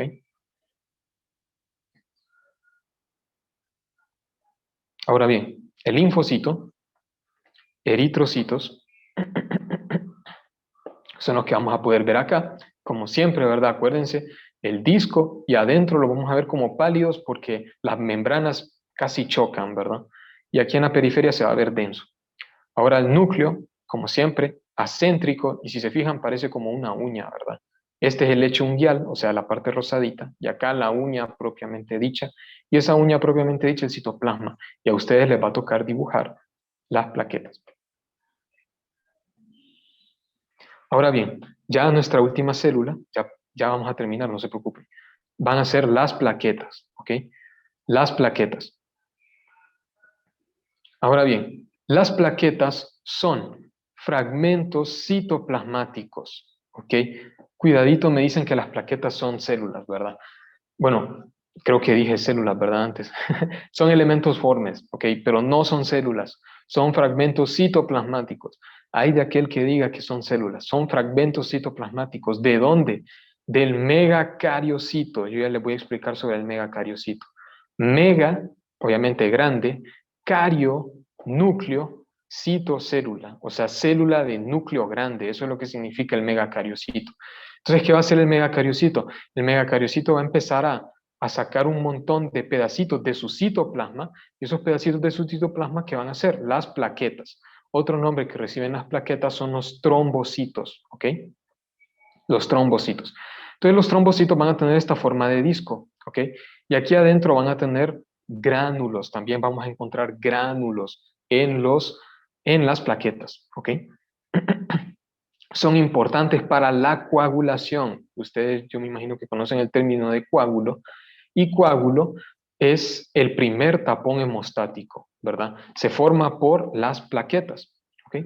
Ahora, ¿qué es lo que pasa? Las plaquetas normales están así, van por la sangre tranquilo. Ahora, para que haya coagulación, lo normal, debe de haber una lesión, debe de haber un golpe en el vaso sanguíneo. Ahora, ¿qué pasa cuando hay un golpe en el vaso sanguíneo? Las plaquetas se deforman y empiezan a adquirir esta forma casi como de araña o de pulpo. Eso es lo que pasa con las plaquetas cuando hay una lesión, ¿ok? Cuando hay una lesión, las plaquetas se deforman, ¿ok? Lesión. Y aquí cuando están normales, ¿ok? Cuando están normales. Y ahora hablemos sobre la anatomía de este disco. Vamos a encontrar dos regiones. Una región clara y periférica, o sea, en el borde, y en esta región clara y periférica se le va a llamar hialómero, ¿ok? Esta región que está en el borde del disco se le va a llamar hialómero. ¿Y qué es lo que vamos a tener? Microtúbulos, si se acuerdan que es parte del citoesqueleto, un sistema tubular denso y una abertura de la superficie. Eso es lo que vamos a encontrar. Ahora, en el centro del disco, en lo externo lo vamos a ver claro, ¿verdad? Y se va a llamar hialulómero. Adentro vamos a ver el granulómero. Y en el granulómero, adentro, lo vamos a encontrar, obviamente, oscuro y en el centro. Y aquí, ¿qué es lo que vamos a encontrar? Gránulos. E insisto, gránulos, ¿qué significan? Son vesículas, son pequeñas membranas que van a rodear enzimas o cualquier sustancia. Entonces, vamos a tener gránulos alfa, delta y lambda, ¿ok? Alfa, delta y lambda. El fibrinógeno y el factor de crecimiento derivado de las plaquetas los vamos a encontrar en los gránulos alfa. Luego, vamos a encontrar en los gránulos delta calcio, ADP, ATP, importante esta, y la serotonina, importante. Eso, si se fijan, este es un neurotransmisor, pero es importante. Y vamos a encontrar las enzimas hidrolíticas, ¿ok? Aquí en los gránulos lambda vamos a encontrar enzimas hidrolíticas. Ahora, ¿cómo lo vamos a ver en la placa? Vamos a ver como este montón de puntitos que están alrededor de los eritrocitos. Si se fijan, son bien pequeños, son bien pequeños. Y lo de las regiones, se fijan acá, todos los gránulos se concentran acá en el centro. Pero aquí en la periferia no hay nada, porque son microtúbulos, por eso es que se ve más claro y en el centro se ve más oscuro. Como no se le puede dar tanto zoom o sea, no se le puede dar tanto zoom hacia adentro. Entonces solo quiero que sepan que esto que se ve súper morado, esto que se ve bien denso, serían los gránulos alfa, delta y lambda, que son oscuros, y alrededor vamos a encontrar esa región clara, que serían los microtúbulos, ¿ok?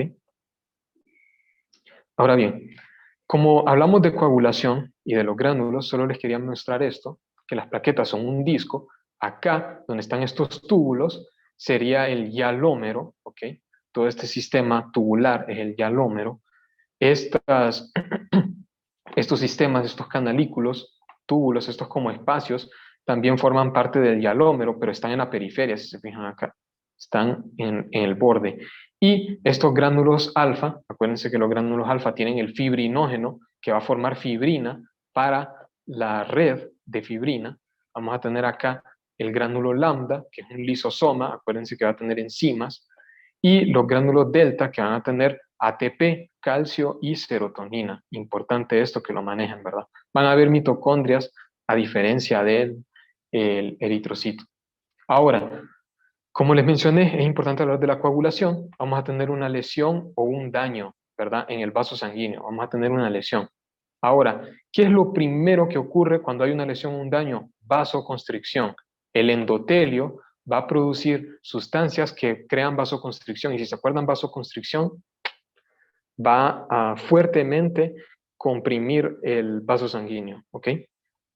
Y se va a formar, como les dije, el primer tapón plaquetario. Entonces, como hay una lesión, van a venir las plaquetas y las plaquetas que son discos se van a convertir como en esos pulpos y se van a venir a unir aquí a donde está en la lesión para formar un tapón. Eso es lo que van a hacer las plaquetas. Y mientras vayan formando el tapón, ¿qué es lo que van a hacer? Van a liberar todos estos gránulos, los gránulos alfa, los gránulos lambda y los gránulos delta. Y todos estos gránulos delta, ¿qué es lo que van a hacer? Van a llamar a más plaquetas para que vengan. Por eso es que les dijo aquí factor de crecimiento derivado de las plaquetas, el ATP, serotonina, lo que hacen es que llaman a las demás plaquetas, ¿ok? Las llaman para que vengan y formen un tapón más grande, ¿ok? Luego, el fibrinógeno que está en la sangre, acuérdense que la sangre tiene fibrinógeno, pero también en los gránulos alfa hay fibrinógeno. Entonces los fibrinógenos se dividen a fibrina, se convierten a fibrina y van a formar el tapón secundario, el tapón hemostático secundario, o empiezan a formar la red, como podemos ver acá. Y ahí ya se forma el coágulo completo, ¿ok? Obviamente en Ross y en todos los libros lo van a encontrar más complicado, pero aquí esto es lo sencillo. Y recuerden, lesión, vasoconstricción, plaquetas, fibrina, ¿ok? Sencillito.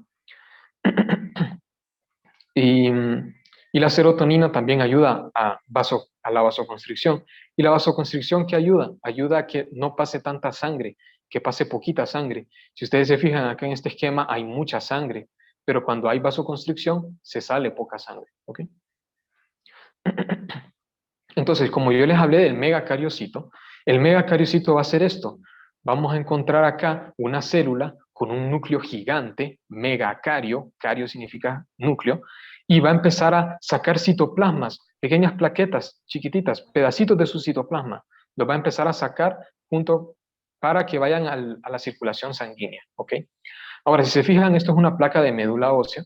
La capa de médula ósea significa que aquí vamos a tener el megacariocito en la médula ósea y va a empezar a escupir pedacitos de su citoplasma, por así decirlo. Va a empezar a sacar pedacitos de su citoplasma y esos pedacitos de su citoplasma son las plaquetas, ¿ok? Y las va a empezar a sacar a un vaso sanguíneo para que vayan a la circulación. Acá, por ejemplo, nos fijamos en la médula ósea, vamos a encontrar también otro megacariocito que va a empezar a sacar sus plaquetas, ¿ok? Ahora, ¿por qué esta famosa planta de este famoso juego de Plants vs. Zombies? Bueno, en Plants vs. Zombies lo que nosotros vamos a tener es que es un juego famoso, bien 2010, pero vamos a tener esta planta.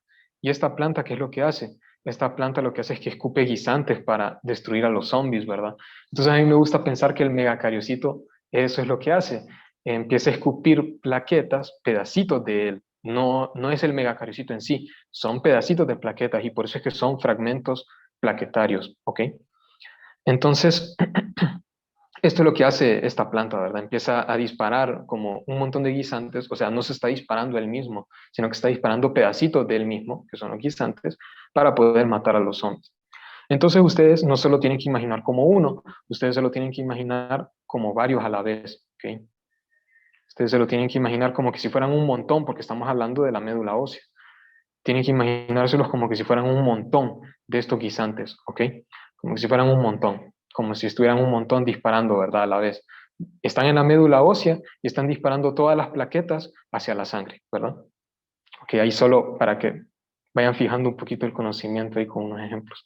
Y acá, como pueden ver, las plaquetas se forman de la misma de los eritrocitos, con la mieloide común. Y la mieloide común, vamos a tener acá el megacardioblasto, y se va a convertir al megacariocito, y el megacariocito va a empezar a escupir plaquetas, ¿ok? Y algo que no expliqué, pero si se acuerdan de los linfocitos no van a venir de la mieloide. La mieloide, si se fijan, vienen todos. Vienen eritrocitos, los granulocitos, ¿verdad? E incluso hasta los monocitos. Pero los linfocitos son especiales que vienen de la célula linfoide común. Y aquí vamos a tener las NK, mis favoritas, linfocitos T y los linfocitos B. ¿Okay? Y aquí, plaquetas van a ser como estos pedacitos morados, ¿verdad? Si fijan acá, ustedes ya me pueden decir de que esto es un neutrófilo, porque miran el núcleo lobulado y no lo miran tan eosinófilo ni tan basófilo. Entonces, todos estos pedacitos morados son plaquetas. Y esto es lo que ustedes tienen que dibujar en cada una, ¿ok? Tienen que hacerlo porque eso es lo que les va a pedir el manual.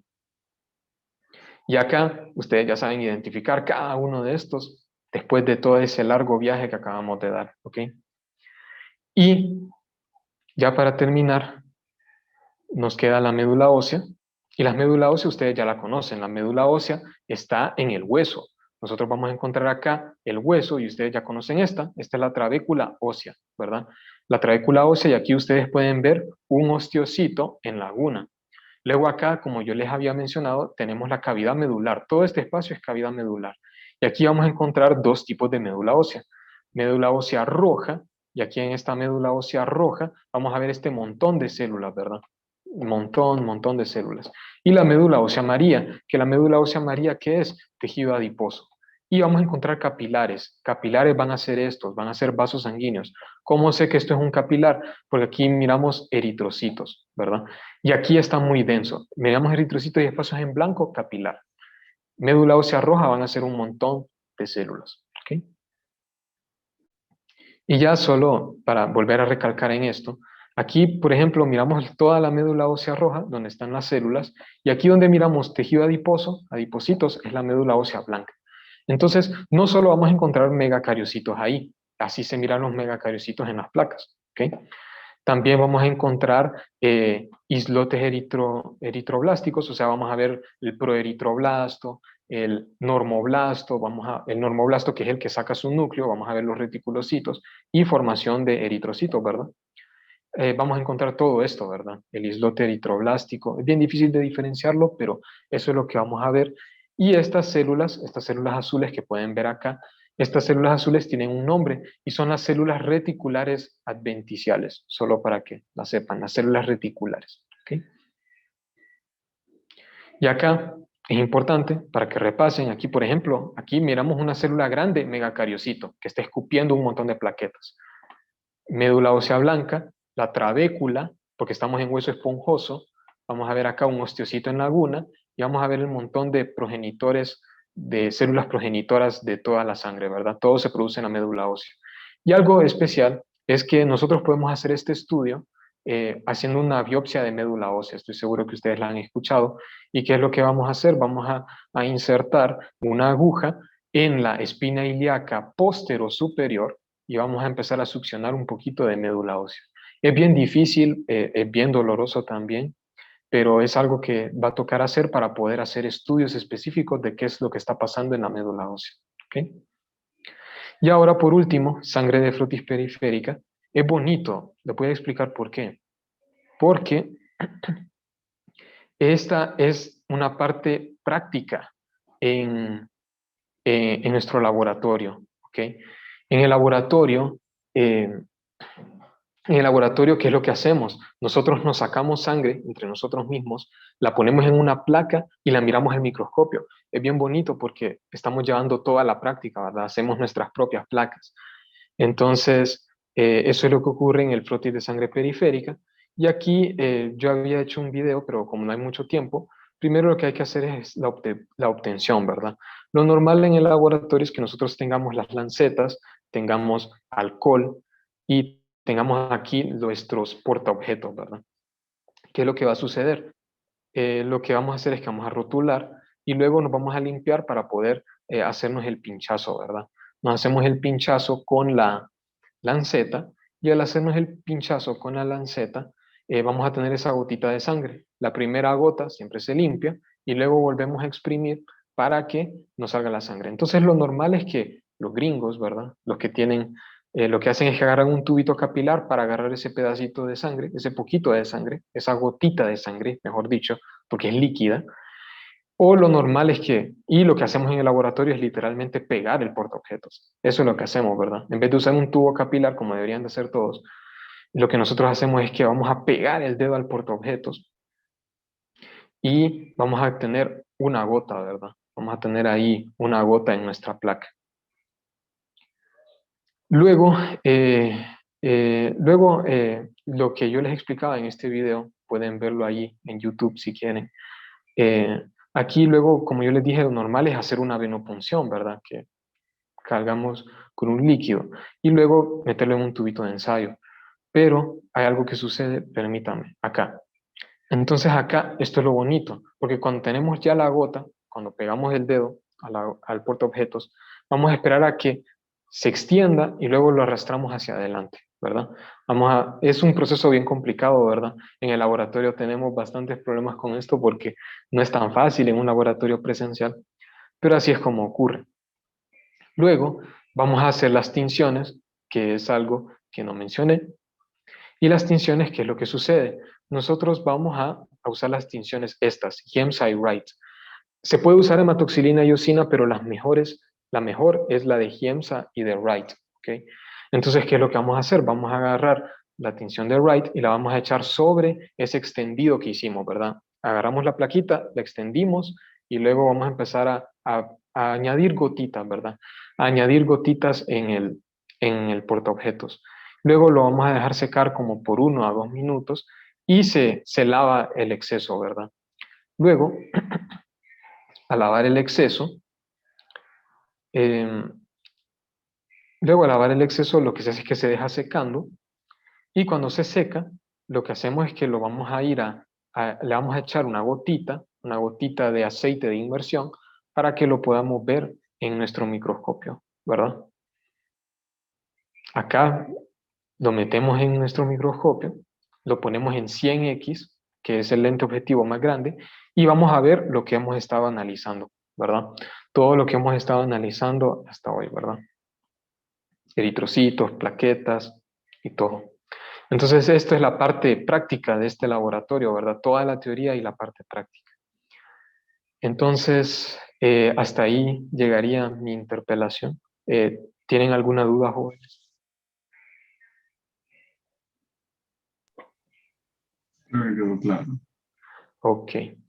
Yo les dije que esta práctica normalmente es bien larga, entonces, porque es bastante contenido y es importante repasarlo. Ahora, eh, como hay dudas, pasemos al Sócrates, pasemos a hacer el examencito, ¿ok? Por favor, Yo tenía una duda, Daniel. Es que no me quedó completamente claro dime. si el hematócrito creo es lo mismo que Ujú. un glóbulo rojo o no, porque como son valores distintos en la tabla me perdí un poco. Ah, ok, ok. Sí, eso es lo que pasa normalmente, lo normal, ¿verdad? Generalmente se encuentra en 55%, pero cuando te presentan el hematocrito, pensalo como todas las células en conjunto, todos los glóbulos rojos en conjunto. Es lo mismo, ¿verdad? Solo que te están dando el porcentaje de cuántos glóbulos rojos hay. A eso se refiere hematocrito. Y, Ah, ok. pero sí, Gracias. está relacionado, pero es lo mismo, es lo mismo. O sea, te dicen el hematocrito, pensá en glóbulos rojos, pero te van a dar un porcentaje, eso sí. Entonces, hematocrito es porcentaje de glóbulos rojos. Y eh, hematocrito es porcentaje de glóbulos rojos. Y luego ahí te van a ir dando, ¿verdad?, los valores numéricos de los glóbulos rojos. ¿Ok? Ahí. ¿Alguien tiene otra duda? ¿O no? Ok, ok. Bueno, si no me la hacen ahí luego, ¿verdad? Vamos a poner el examencito ahorita. Así que solo había algo que quería mencionar, pero se me olvidó. Lo voy a dejar para la grabación. Porque estamos en línea, podemos hacer esto. Vamos a ver. Entonces acá, como pueden ver, hay una enfermedad granulomatosa crónica. Y esto es porque no hay NADPH oxidasa, está mutado o está ausente. Por eso es importante conocer estas enzimas, porque estas enzimas no dan enfermedades. Entonces la NADPH, acuérdense que produce el superóxido. Entonces por eso es importante conocer las enzimas, ahí solo para que les quede de la importancia para las enzimas. Muchas gracias y espero que estén bien. Cuídense.